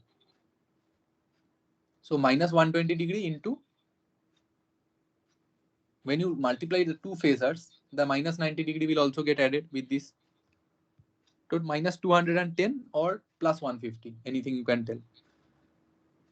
So angle minus 210 degree or angle 150 degree. Angle part is clear because it is minus 90 degree, this phase contribution, and this phase contribution is minus 120. So minus 120 plus minus 90. So it is minus 210 or plus 150.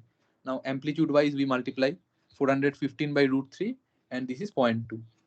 So do it. 47.92, right? Or 48, I think. Getting? Approximately it is 48, right? And next is just the complementary, right? So it is 48 angle 210 degree or 48 angle minus 150 degree. You add these three. Although these three currents are not equal, just see what the sum will come. Just add these three phasors if you can do it. Or else just add these two phasors. 48 angle 150 and 48 angle minus 150. Though how will they look? 48 angle 150 will look like this. And 48 angle minus 150, it will look like this. So if you can do it geometrically, it will be midway between the two. So what is the angle between 48 angle 150 and 48 angle minus 150?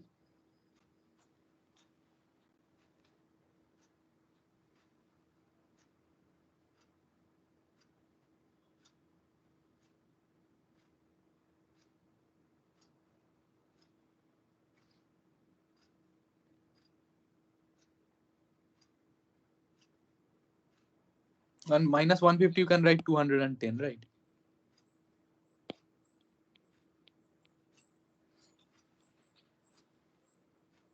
So what is the angle between the two? It is 180 degree, right? If you add these two phasors, 48 angle 150 and 48 angle 210, you will get 83.48 angle minus 180 degree. Sorry, angle 180 degree. 180 and minus 180 are same. So, and the A current, phase A current is 83.48 angle 0. So these two will cancel. So the sum of these three currents will be 0, which implies that the neutral current is 0. However, these three currents are not balanced. That is what I wanted to make you see, that the even by providing neutral current compensation does not ensure the balanced condition. So just keep this point in mind, that neutral current compensation will never imply that it is balanced condition.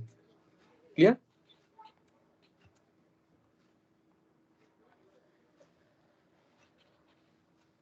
So this problem, I think you can solve by yourself and then let me know in the group. You just can take a screenshot and I will let you try this problem.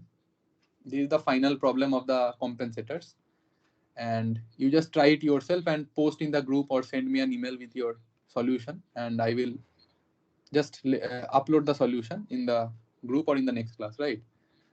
So you just take a screenshot of this problem or note it down. I will wait and just try, because this is a mixed, because it is saying that it is a 4-wire shunt compensator, right?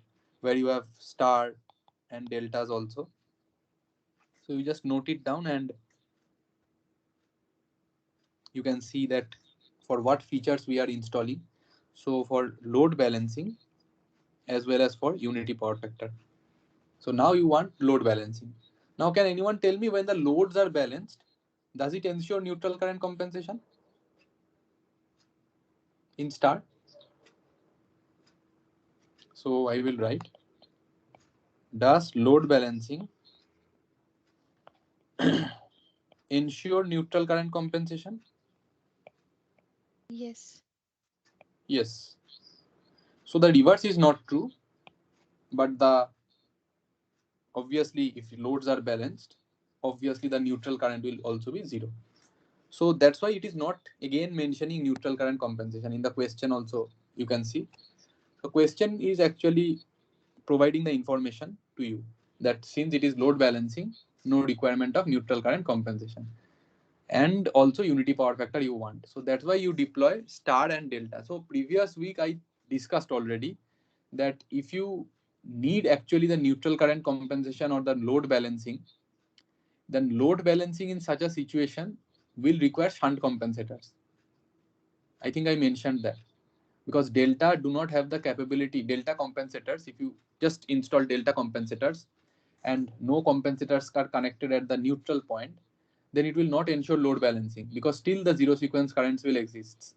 And delta is not capable of zero sequence or neutral current mitigation in that condition. So you need shunt compensators, and also here you can see star. So star point you need, right, for this load balancing. And then what will delta do? Delta will mitigate the negative sequence currents and do the unity power factor. So I already discussed in the previous week also. So now if you know this, then you can solve the problem and then calculate. Assume that it has been balanced condition. It is not asking you to determine the compensator values, but while you do this kind of problem, just try to determine the compensator values also. So for this problem, I will provide a fourth part D, where I will ask you to calculate all the compensator values. And when it is asking you compensator values, I mean the element values, not the susceptance values. So when compensator values someone tells, you calculate not only the susceptance, all the susceptance you need to calculate, but also you need to calculate the element values. Based on what positive sign or negative sign, you just determine C and L and give me the value. So for this problem, you just calculate these four parts and send me a screenshot or email of your solution. Then I will post the solution in the group, right, for this particular problem. So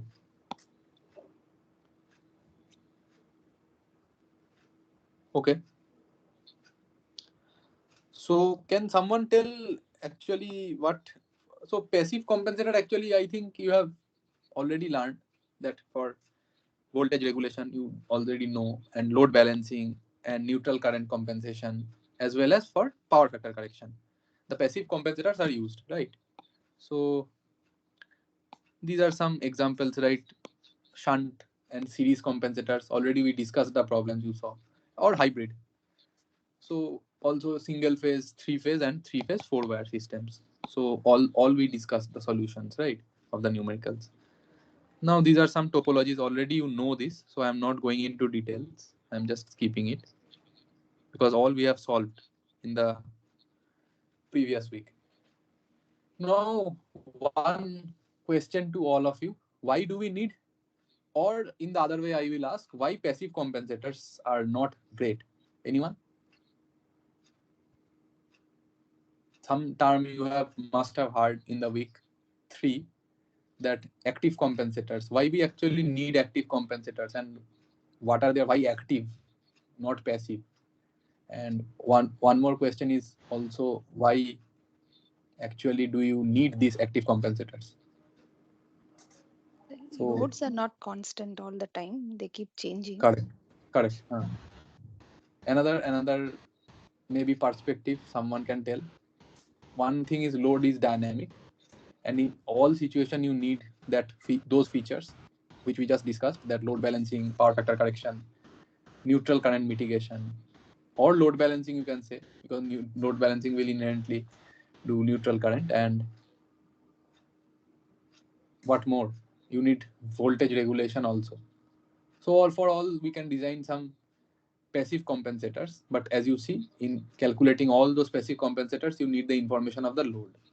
And if load is changing, then obviously you will design for the worst case scenario, and that will not be great because it will not work for all situations.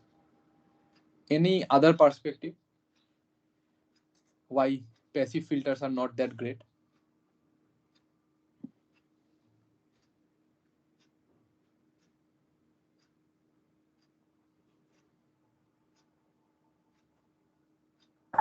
They absorb the power. Yes, someone just his voice is very low. Someone just answered something. Can you repeat, please? So may I give some answer? Yes, both of you are on. I think maybe tell one by one. Yes.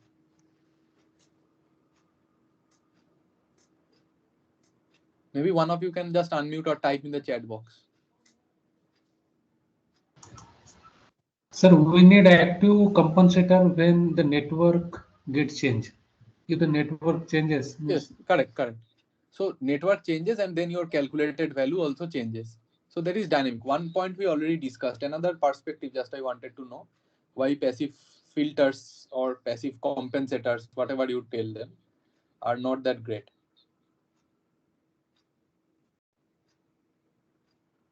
Because they will certainly be bulky. One point. Inductor you just calculated, na 80 millihenry, one value came.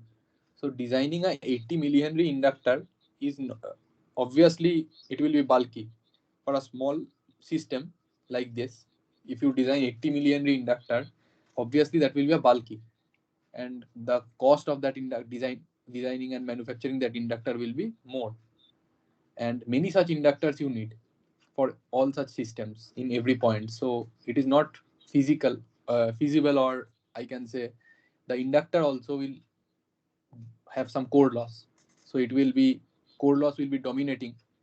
So loss is one issue, that the system will not be that much efficient with passive compensators, and also it will draw some active power because of the inherent internal resistances, because inductors and capacitors are not purely lossless, but designing those are bulky and not economical, and as well as it will lead to losses. So just let us see. So one point you said, they are not adaptable passive filters, or the why filter means some harmonic compensation or some distortion compensation we can do with passive filters by tuning L and C values. So they are not some small solution because their size varies with change of system rating. So they are not actually adaptable. And also another thing is source impedance. Source impedance is a major reason. So filter design, or you design the compensator, it will not be proper because source impedance will not permit you to do that accurately. And sometimes overcompensation issues may be there, because I told you the conditions are always dynamic, because load is changing, load is not in your hand, right? And also large number of elements you need, I told you, so large number of losses. And if some, it is also prone to damage, right? It is very much prone to damage. One another issue is that resonance between L and C, right? And sometimes the current may also go beyond its permissible limits in some conditions. If there is some distortion in the load, right now we are treating linear loads. Now, for example, you treat some non-linear loads connected at those points in the numericals we solved. If instead of linear loads like RL and C, we have some non-linear loads, there is chance that the currents may suddenly increase for a particular frequency value and resonance may happen. So this is a major concern. So also the tuning is not that proper because of the changing values, because R also depends on temperature, resistance. So these are the problem. The time varying parameters will restrict us. The practicalities of the system will restrict us from using passive filters to a accurate extent. So also the ground issue, the ground, who will maintain the ground? The maintaining the ground is also a issue. So the capacitor banks that you install, that may cause amplification of the third harmonic currents in some cases when you have problem with the neutral. So these are some general limitations, and this also triggers the protection, that is protection of these components is also should be a concern, and they also imply cost, that is cost implications are there, right? So additional protection you need. So depending on the nature of loads also. So nature of load is also you don't know, load value you also don't know, right? So these concerns lead to the rise of these power quality challenges both in the current and in the voltage. In the voltage, you know, sag, swell, voltage unbalance, flicker, transients. Now we have the voltage regulation problems, we know that.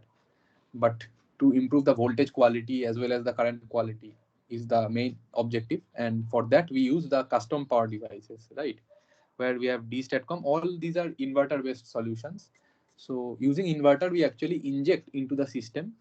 It is dynamic and adaptive to changing loads as well as supply voltages. So it has the capability to actually sense whatever is the, that is, I can say, whatever is the limitation of the at the load side, or whatever is the limitation, or the, that is, I can say, that whatever distortion is being caused in the voltage side, that is supply voltage side, equivalent, its complementary part, if you inject by providing some series compensation or some shunt compensation, and adaptively you can inject that particular amount into the voltage or the current, you can compensate that, then you can mitigate for those voltage and current quality problems. Like for example, if you you know the KCL and KVL, right? So KCL, if load is having some distortion, right? For example, IL, IS, IVSC, some converter, voltage source converter, right? So if I write IS plus IVSC, at some points you have these 3 points. For example, this is IL, right? This is IS, this is IVSC. So now, if the load is having some irregularities like this or unbalance, and you want your source side to be purely having unity power factor as well as having balanced sinusoidal currents, so this, you know, you need like this. So what will be IVSC? IVSC will be IL minus IS. So whatever non-linearities and reactive power or distorted currents will be injected by the inverter. So shunt compensation technique, and this is enabled with the D-STATCOM. It will sense the load currents, estimate the amplitude of the sinusoidal supply side current, and provide inherent compensation by regulating the inverter currents. And it will be dynamic, that is changing load, your inverter current will change, and obviously your supply current will also change, but in accordance with the constraints that we have set. We want it to be maintained sinusoidal and with unity power factor. So with proper control, by sensing this load current, you can maintain unity power factor and all those features like balanced unity power factor. And if you want voltage regulation, that is also possible with the D-STATCOM. But certain cases like sag, swell, that is supply side voltage distortions, equal amount of voltage you need to mitigate for. So anyone can answer what type of device you need. You need shunt compensation or series compensation in that case, if you want to deal with the voltage. By voltage, I mean voltage across the load. For example, this is your supply voltage, and supply voltage is having some spikes or some sag or swell. However, you want your load and voltage to be purely sinusoidal at the point of common coupling. This voltage I am talking about. And some device you install in series. So same, Kirchhoff's voltage law, you know. Some voltage at the line, that is V supply plus V compensator, equal to VL in series in using KVL. So basic principle of that dynamic voltage restorer, UPQC, you can also go for series compensation. Connecting series inverters, you can have, by proper control, you can actually inject equal and opposite amount of distortions or non-linearities, or equal and opposite amount of amplitude unbalance, or whatever parameters you estimate into the system to make it appear to the load, that is a load voltage at the PCC, to be sinusoidal and pure, having no distortion. So that is the basic idea, that how these custom power devices work based on series and shunt compensation techniques. And active devices, they are all active devices based on inverter, proper control of inverter based resources. So control of inverters, obviously the inverters are acting as the main custom power devices, and we use voltage source converters, and whether they are current fed or voltage fed, both can be used, having some particular DC link or some current source you need. But current source, having already I've seen in the lecture that they are bulky and lossy, so obviously we go for voltage source converters. And you can use IGBT based voltage source converters because switching frequency is not that high of these STATCOMs. So obviously for large processing, large power, obviously you go for lower switching frequency, and you can use these voltage source converters, which just can be used as shunt compensators as these STATCOMs. So now you see the topology. This is the DStatCom as you have already seen in the lecture. So these are some pictures of DStatCom, and same features we can provide using DStatCom, but not the supply side voltage issues. That for that we need series inverters, that is DVRs, dynamic voltage restorers, or UPQC. So first, in the first part, we'll deal with DStatCom for providing shunt compensation. And by shunt compensation, you already understand that we want to mitigate the supply side current quality problems. That is, if this is the supply and you have some loads, non-linear loads connected at the point of common coupling. So this is the load, and the load quality, that is the load current quality, is bad, having distortion and non-linearities and unbalance as well. Maybe possible that load is unbalanced. However, you want your supply side current to be balanced, having unity power factor, as well as maybe some voltage regulation also you need. So for that, you can connect DStatCom, which is nothing but an inverter, a voltage source converter, and control it with proper control techniques. And you can ensure sinusoidal, purely sinusoidal currents, balanced currents, having unity power factor at the supply side by injecting the non-linearities by Kirchhoff's current rule. You inject the non-linearities by estimating first the load current and the distortion part you estimate, and then control the inverter current in current control mode by using proper control techniques. And you can inject the non-linearities into the system such that the non-linearities of the load current are not reflected into the supply side. This is the main idea. And all the distortion and reactive currents and negative sequence currents are compensated by the shunt compensator, that is the DStatCom. So these currents obviously will be distorted by Kirchhoff's current rule, right? Because IL non-linearities will be reflected into IVSC. So this is the basic idea of how you control the DStatCom and what is the main idea behind the shunt compensator. What is the basic objective of using these devices? So this I will not discuss because already you know why we don't use this current source fed DStatCom, because obviously they are lossy. But the basic idea is to provide shunt compensation, as I already told you, at this node. So if this is load having some distortions, this inverter is controlled in such a manner that these distorted currents are compensated by this resource, this DStatCom, and the supply current remains sinusoidal. So some few topologies are given, how you do it.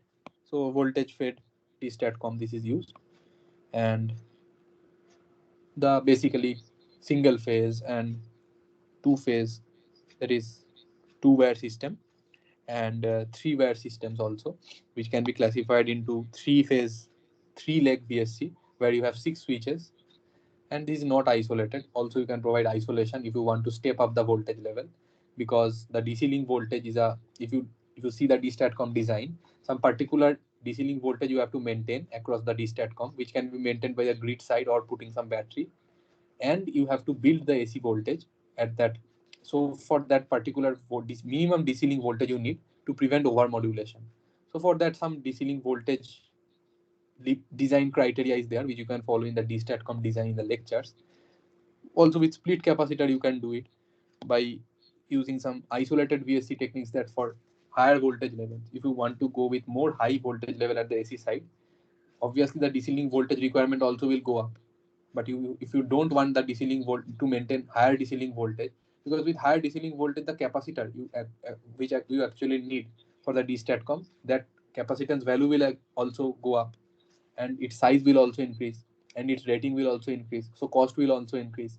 So rather than that, some transformer based solutions can also be adopted. to boost the AC side voltage level. And obviously, you know why we use the ripple filters. The ripple filters are actually to, because obviously this inverter is switching at some switching frequency, and those switching frequency it cannot eliminate. So it will appear in the AC side. So to eliminate those switching frequency ripples in the current will be sinusoidal, but along with that switching frequency ripple, because it is switching. So that frequency will not be eliminated. It cannot compensate for that switching frequency ripple in the currents. So we additionally install some small RC filters, and as you can refer to the lecture, that these RC filters will not result in a huge power loss. So 1 watt, basically 1 to 5 watts, between that only these systems, these RC filters will result. So the power loss is not significant, and hence you can just use them to provide a low impedance path to the high frequency ripples. So what kind of filters are these? Can anyone tell me? This RC filter, we are telling filter, but what kind of filter are they? Anyone? Active filter? Yes? Active filter? No, they are passive filter, because these are R and C, right? Passive elements. But what kind of filter? Active, it is not active for sure, because R and C are passive elements. But what kind of filter? Low pass, high pass, band pass, what kind of filter are they? RC filter. In connected in this fashion, this will be a high pass filter. If you can draw the transfer function, you can see that this RC filter will be high pass filter, which will provide a low impedance path to the higher order frequencies. So all the higher order switching frequency ripple will get absorbed in the RC filter, for which your supply side currents will be purely sinusoidal, and no notches or no switching frequency ripple in the voltages or in the currents will appear. Because if some switching frequency ripple, because we are doing in current control mode, so if in current control mode you have some switching frequency ripple, you will obviously have switching frequency ripple in the currents. So if the currents have switching frequency ripple, the voltage will also have switching frequency ripple. Why, can anyone say? I am telling, if the currents at this side, after the control I am telling, once you maintain sinusoidal current, still they will have switching frequency ripples. So if they have switching frequency ripple, this will appear in the voltage. Why I am telling that? Can anyone tell? So just use the intuition why it is so.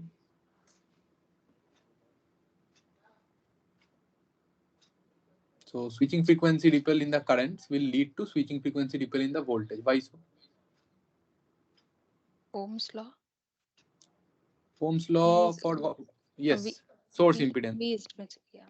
Yes, source impedance is the main reason. So source impedance will limit you from maintaining actually sinusoidal voltage without any notches or switching frequency notches. So those will appear in the sensed voltages. So we don't want that, because if you see the control techniques, then we have to find unit templates. Unit templates are derived from voltages only. So if the voltage information which we are sensing is having notches, obviously they will appear again in the current and the loop will form. So to restrain from that, we are using the RC filter, right? So RC filter is also not that lossy solution, and it will help, because obviously we need to provide a low impedance path to that high frequency ripples. So those currents which are low frequency, high switching frequency component of the currents, they will pass through that RC filter. However, it will provide higher impedance to the fundamental, which will obviously appear at the source side, supply side. So I think basically you understand why they are used, and these are all the topologies you can just see in the lecture, some isolated and non-isolated 3-phase 3-wire and 3-phase 4-wire topologies. These divisions you just can go for. Some classifications are given using some zigzag and Scott connection, all those, because you want neutral current compensation. So how we can reduce the number of devices, all those things have been explained in the lecture. You just can go for that. So why can you tell me why Scott and all those connections are very popular, and what feature actually it is giving us, why we prefer that? Because for neutral current compensation, if you want to add another particular phase or neutral current compensation, one particular another leg you need, right? Sorry. Yes. So instead of using another leg like this is dedicated for A phase, B phase, C phase. If for neutral also we want to control the neutral current at the supply side, for that we need another leg, which will cost you 2 extra IGBTs. So instead of that, maybe for a higher voltage, you were also using the transformer. So no additional cost. With this transformer, with proper connection, you can go for neutral current compensation, because no additional cost you are incurring, because transformer was already required to provide isolation as well as for higher voltage application requirements. Additionally, it is giving you the feature of neutral current compensation. So no need to spend extra on another leg, for which 2 IGBTs you are saving. Like that, some trade-offs are depending on the application. If it was for low voltage application, then that transformer also would have not have been, you can do a trade-off and use it accordingly. So many such configurations actually exist, which you can find in the lecture. So all these are the features. And obviously with proper control only we will operate the DStatCom. So always it is a closed loop control where we sense something and estimate something and then compensate for something. So all the controls you will see are closed loop controls, right? So in the numericals, you will not be asked about controls, but while you solve the numerical, you just assume that the DStatCom is providing such features through proper control. That is implied. So after assuming that only you go for the numericals, right? I hope you understand my point. So first problem you solve. Okay, can I do 2 problems? Take 10 more minutes? Any problem? Or you want me to solve it in the next class? Yes, sir, we can do. Okay. So I will take 10 more minutes, right? Let us handle 2 more problems. So these problems are based on the DStatCom, right? This may be asked in the question. So let us go for first problem. So this is having a single phase load and input voltage 220 and to be realized as a unity power factor on the AC supply system. So now you just see that we are using this DStatCom and not using some passive passive compensators, right? So how it looks, it is just like this. You have some loads. Load is linear. So DStatCom will not have to compensate for the non-linearity, but it has some reactive part. So DStatCom has to compensate for the reactive components. And you have the DStatCom connected at the shunt, right? So now what it is, just you can imagine like a diagram like this. No need to draw diagram, but first you need to imagine how it is. So how many IGBT switches will it have? This DStatCom for single phase? 2. Yeah, no, 4. It will be like this. So this switches, this pair of another leg, and some DC source. And these 2 points will be connected here.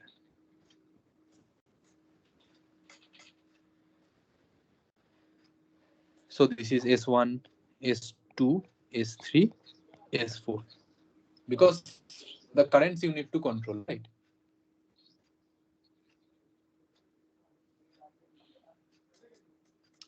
Maybe half bridge configuration, what you were telling, maybe that can also be possible. But for bidirectional feature, you need 4 switches. Hope you understand what I mean by bidirectional, that you want the power to flow, maybe assume a battery. You want to charge the battery also and discharge the battery to provide some supporting to the load. Maybe load is dynamic, which is not in this case, but you want bidirectional features, then you need a full bridge, right? A full bridge type of configuration. So to enable that, we install 4 IGBT based voltage source converters. So like that you can assume. Now coming to the problem, if you want unity power factor load, so what will be the volt ampere rating? So let's calculate the current, right? 220 angle 0 without compensator. First assume no DStatCom was installed. And this Z, can anyone help me to convert into the polar form? Z polar.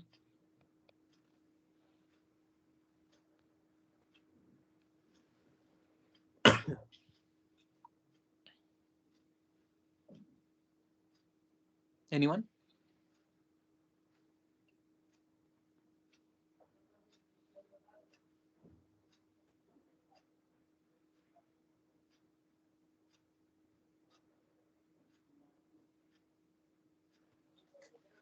Yes, hello.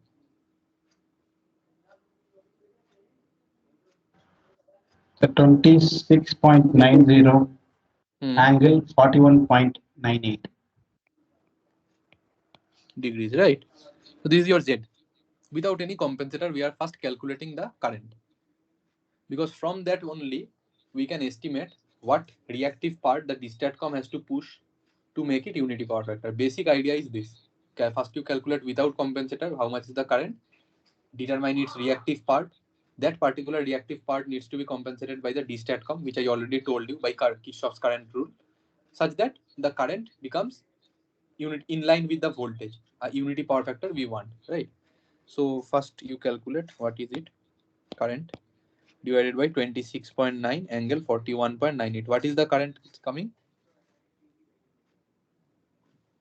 I think it is coming 8.176 angle minus 41.98, right? So this is the IS, I can tell old. So convert it to Cartesian form. What is it coming? 6 minus J 5.47. If you do it, you will see it is coming like this. So what is the reactive part of the current? 5.47 amps. So this reactive part has to be supplied by the shunt compensator, which is the D-statcom. So once it supplies this current, then the source current will not contain the reactive part, because this will mitigate for the reactive component, reactive burden of the load, I can tell. So 5.47 ampere of reactive current has to be pushed by the D-statcom. And since also D-statcom is adaptive, right? It can adapt to dynamic load conditions. So even it changes, the D-statcom through proper control can mitigate for the large range of reactive, obviously within its rating. So that is what we are calculating. So just don't assume that Kirchhoff's current rule will hold for all types of loading, because load can also increase. Load can also increase means that this component value will reduce. When this component value impedance reduces, we tell load increases. If load increases beyond the rating of the P-statcom, obviously it will blow up. So obviously when we are talking within the rating of the D-statcom. So to calculate the rating, we are assuming a worst possible case scenario. So worst possible case scenario may be 20.20 plus J18 is the worst possible scenario. For that, we determined that the maximum possible reactive current the D-statcom has to push is of amplitude 5.47 ampere. Now with that, we are calculating its rating. So these are the assumptions, which is not written anywhere, but you have to assume. So 5.47 into what is the voltage? 220. So what is the rating? Rating of the D-statcom. Obviously, all the operation needs to be done within this range, not beyond, because it will fail otherwise. So you are using it to design the D-statcom rating. Obviously, you have to keep your load burden within this range. So calculate what is the rating. 220 into 5.47, right? Volt ampere. What it is coming? 1.2 kVA, right? Or kVAR also you can write, assuming no loss, only reactive compensation. So better use volt ampere only. So this is the apparent power rating of the D-statcom, right? Everyone got it? Hello? Yes, sir. Yes, sir. Yes. So this was a basic problem just to highlight the idea of how the D-statcom will do it. Obviously, it is working based on proper control, and control you can just see the slides. All control types, control variants are given, right? So second problem you try. So it is just a voltage regulation problem, right?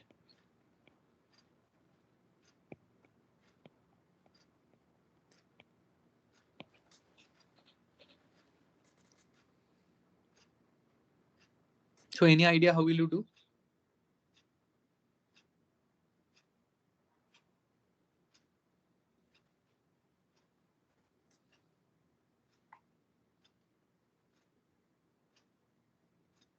So obviously D-statcom can be used for maintaining some.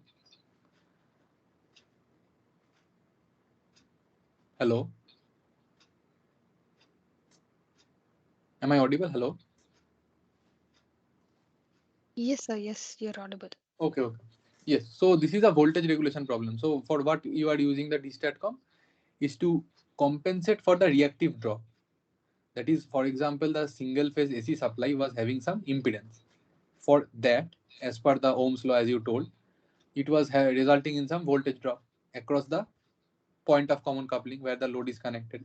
So I want to push more reactive power such that it can raise the PCC voltage just by using phasor approach. You can sum the drop and then again boost it using some reactive power, and for that particular reactive power needs to be injected additionally. So the DStatCom now has two roles.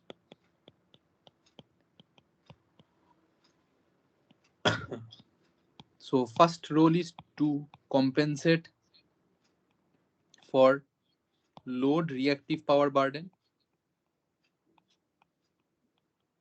so that it will supply by Kirchhoff's current rule, and additionally to inject more reactive power to compensate the source impedance drop.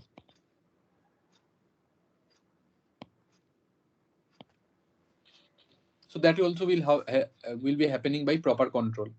But can you tell me one thing? In that case, will the DStatCom be able to regulate the supply, that is the source side currents, to unity power factor? Can anyone tell? If you want voltage regulation, is unity power factor possible?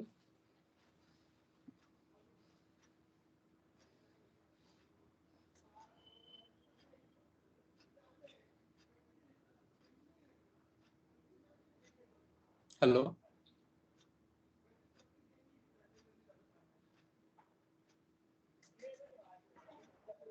No, sir. Yes, because the DStatCom is actually mitigating the source impedance drop also. So in that case, the current will be somewhat leading in condition. If you draw the phasor diagram, the initially it was, if it was in line, that is UPF, then that current will actually not be able to maintain the same voltage as that of the supply, because in between the source impedance will come. So if the current is leading in nature, somewhat leading in nature, then that leading current can actually compensate for the inductive drop, and then it can help to compensate for the load reactive burden. So never the current will be in line with the voltage at the source side, because in between there is the source impedance that is sitting there. So UPF is not possible in that case, where the DStatCom will throw some additional reactive power and somewhat will be leading. The source current will somewhat be leading. So in voltage regulation condition, if the side is not, I need to have. And after that you come to the problem. So for that you actually have voltage regulation condition, and that is also mentioned, I think, in the lecture also, that how you do that. And can anybody tell me what should be the approach to calculate the volt ampere rating of the compensator in ZVR condition? Just now we do UPF. Previous problem was unity power factor. For that we calculated the rating, volt ampere rating. Now can anyone tell how to calculate for voltage regulation? We find what is the current without any compensation, and Yes. then find what is the drop in the source impedance, Correct. and then try to compensate for that drop in that voltage. Yes. So additionally, that particular reactive power you need to add with the DStatCom. That is, you calculate the current, whatever you told, current you know. For that current, you just calculate what is the drop across the source impedance. So basically, by that will be one approach. But another approach is that same what you were doing, but using directly, we have one formula for which you can directly use. So in these kind of problems, because every time it will be, you have to calculate individually. So we have some formula for that. Same approach, you just try to derive this formula.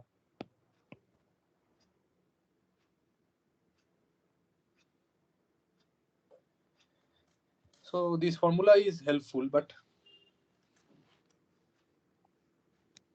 so you just remember that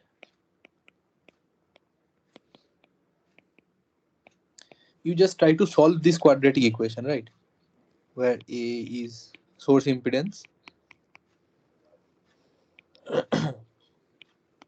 B is, and C is, this is load power, right? PL, this whole square plus xs square p square minus vs square vl square. Obviously vs and vl will be same for voltage regulation problems. And this q, after you plug in a, b and c and solve this quadratic equation, this q will be q total. What is q total? Q compensator plus q load. Q load, you know, 0.8 power factor, so 4 into 0.6 is the q load, and q compensator you need to find. So this is the variable that you want to determine, and q total is determined from this quadratic equation by plugging in these known values. All you know these values, and once you determine q total and q load, you know, q compensator you can calculate. So q total, by plugging in these values and solving this, obviously this quadratic equation. So can you tell me one thing, what will be the, shall you take q positive or q negative in this quadratic equation?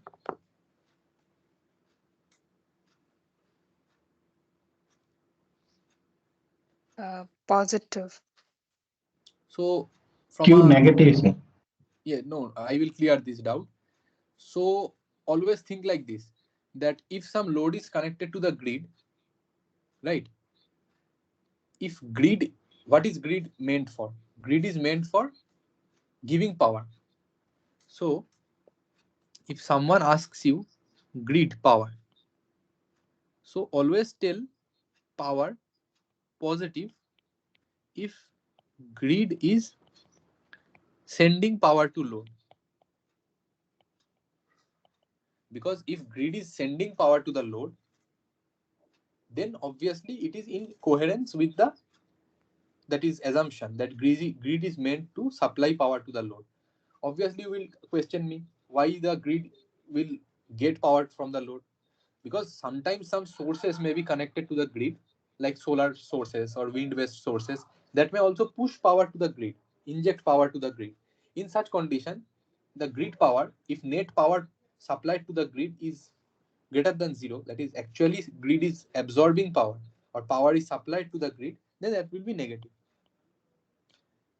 So if you denote PG, then PG greater than 0 means power direction is from grid to load. PG is negative means power from resource. Some resource are there which may not be only battery but also solar or wind. Power from some resource to grid. Similarly, if some lagging loads are connected to the grid, then what? If grid is sending reactive power to the load and load is lagging in nature, so what is the reactive power if load is lagging in nature? What is the expression? V angle 0 into I angle minus 90 degree. Because in inductor, I am telling about load. In inductor, the current lags the voltage by 90 degree. So V into I you do, purely inductive, for example, you assume. Then what is the expression? V into I. What will be the sign of Q? It will be minus J. So minus J into some Q. So for loads, if someone is telling for loads, if loads absorb power, so I will write in this, load absorb power, then PL will be what? Positive or negative? Load is meant for absorbing power only, so PL will be positive. Then what will be QL? QL for lagging loads, this will be positive again. Sorry, VI conjugate will be there, right? So this will be plus JQ. So lagging loads absorbing reactive power will be positive, and leading loads will supply reactive power. So that will be negative. You also see it from grid perspective. Then grid is sending reactive power to the lagging loads. Both case it is positive. And if grid is being injected some reactive power, which is due to some capacitive loads connected. So capacitive loads reactive power, it is sending reactive power. So load side also it is minus, grid side also it is minus. Now, when someone tells you that Q is negative, what is it signifying? It is capacitive or inductive? The dStatCom is behaving as a capacitor. Yes. Why the dStatCom should behave as a capacitor? From your intuition also you can think like that. So it is behaving as a capacitor because it needs to supply the reactive power to mitigate the burden of the impedance, source impedance as well as the load impedance. So Q should be negative. So negative value you shall take. So in that way you can think. That was a way how you can mathematically also justify. So can anyone tell me how the reactive power looks like? If you do VI conjugate, how the reactive power looks like? Waveform. For example, V is sinusoidal, I is 90-degree leading or lagging, and conjugate it. And how will Q look? Q will also be sinusoidal. So reactive power actually looks sinusoidal. How the active power looks? V and I inline component you need to take. When calculating active power, you need to take V and I inline component with the V. So when once multiplying two inline components, you will get like this. So active power always looks like this. For a single phase system, I am telling. For three phase system, you have power as constant, right? Clear? Anyone having doubt? So this is for single phase system. So that's why it has some reactive component in it, right? So this is the Q and this is the P. For single phase system, you have some oscillations in the power. So once solving it, once we determine the negative Q that needs to be supplied by the resource to the grid, Q is negative. So you calculate the negative Q and Q will come out to be minus 1456.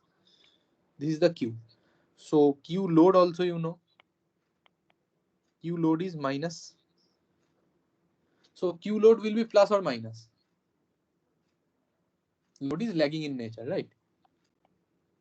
What will be the symbol? What will be the sign for the lagging loads absorbing reactive power? Plus. Plus. What is QL then? Plus 4 into 0.6 into 10 to the power 3.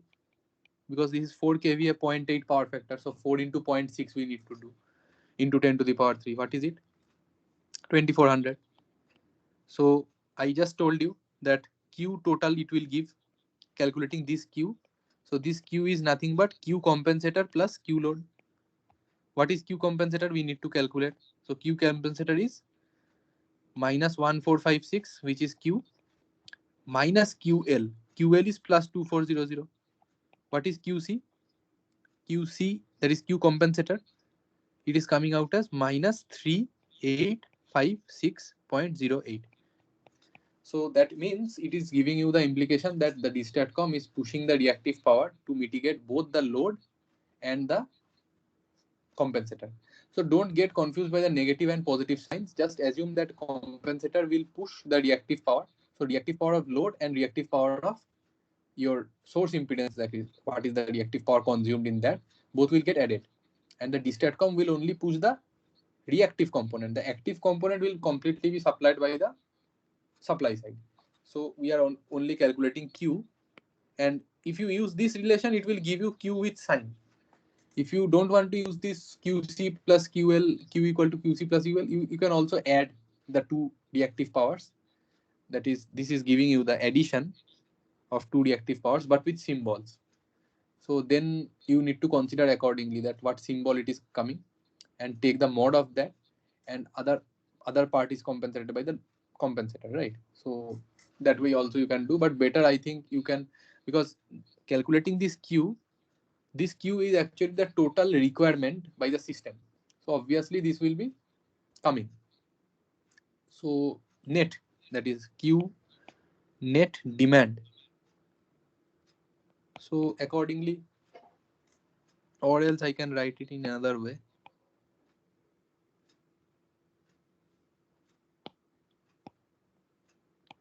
Net reactive power requirement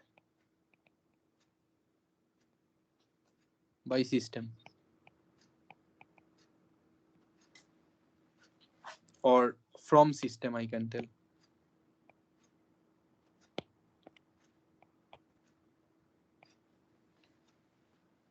Right, because the DStatCom will apparently push the reactive power, but it will be leading in condition from the supply side also. The supply will also try to give some leading currents, right? So that's why it is negative. I think you are getting my point, right? Why Q is negative? Why negative Q you are going with? Because the supply will also give some leading reactive currents to compensate for the reactive power drop, right? Because DStatCom you are controlling in such a way that the current is able to mitigate that reactive drop of the source impedance. So supply current has to be leading, and since supply current is leading and Q is giving the net reactive power requirement from the system or the supply, then Q is negative. That's why Q is negative. We are going with negative Q. I hope this is clear, right? So accordingly you can use this relation, or better you just use, because this relation you will have so many symbols and plus and minus confusion. So you can also go ahead with the traditional approach, that first you without compensator you just calculate, and however we were calculating for the passives. So just same, you just think it is like an active compensator. So that element is sitting there. So just calculate without compensator, and then with compensator how much reactive power you need. It is just that particular sum of that active and reactive components. So that leading power and then lagging power of the load, just difference the two and you will get the amount of reactive power pushed by the DStatCom or the compensator, whatever you feel. So remaining problem I will do in the next class. It is out of time. So thank you for attending the session, and if you have any doubt you can then you let me know, and then or post in the group, right? So okay, we'll end the Thank you, sir. Thank you very much. Thank you, sir. So I have a few doubts in the previous. I mean, in the beginning of this session, today's session, you were doing a few problems. In that, there was a question 3, in which you were multiplying two times. You were taking. You were multiplying the. I mean, I was not able to fully concentrate. Yes. This So part you were. yes, I didn't understand this portion. Why you were multiplying it by 2? See, the reactive power requirement is calculated, right, for the compensator, net system of compensators. Now you understood QC, BC and QCCA, how we were Yes. calculating. This is Yes. V square into the susceptance. Now susceptance Okay. of the two compensators are equal. That's why we Okay. are just using 2. Okay. You just calculate the susceptance values for this Okay. for attaining these functionalities, that is power factor correction and load balancing. For these functionalities, the compensator formula is BBC is equal to G, that is J GLAB by root 3 and J minus GLAB by root 3. Both magnitudes are same. So that's why Okay. they will require the same amount of, magnitude wise speaking, same amount of reactive power. So rating wise, you need to design equally. So just we are multiplying by 2. Okay. And this 0.8, 0.6 cos phi, sin phi. Yes. This is just for the, so you just understand that behind the calculating the ratings or the values of the compensator, we have to understand what are the features offered. So features offered are load balancing and power factor correction. If the load was purely resistive in nature, this compensator was not required. This AB, which was connected just across the load, because it is a Okay. single phase loading, right, of a 3-phase system. Yeah. You want load balancing and power factor correction. That formula which we are using, these formula sets are valid if the load is purely resistive in nature. However, load is not purely resistive in nature. So you need additional compensator BCAB to compensate for the load reactive demand.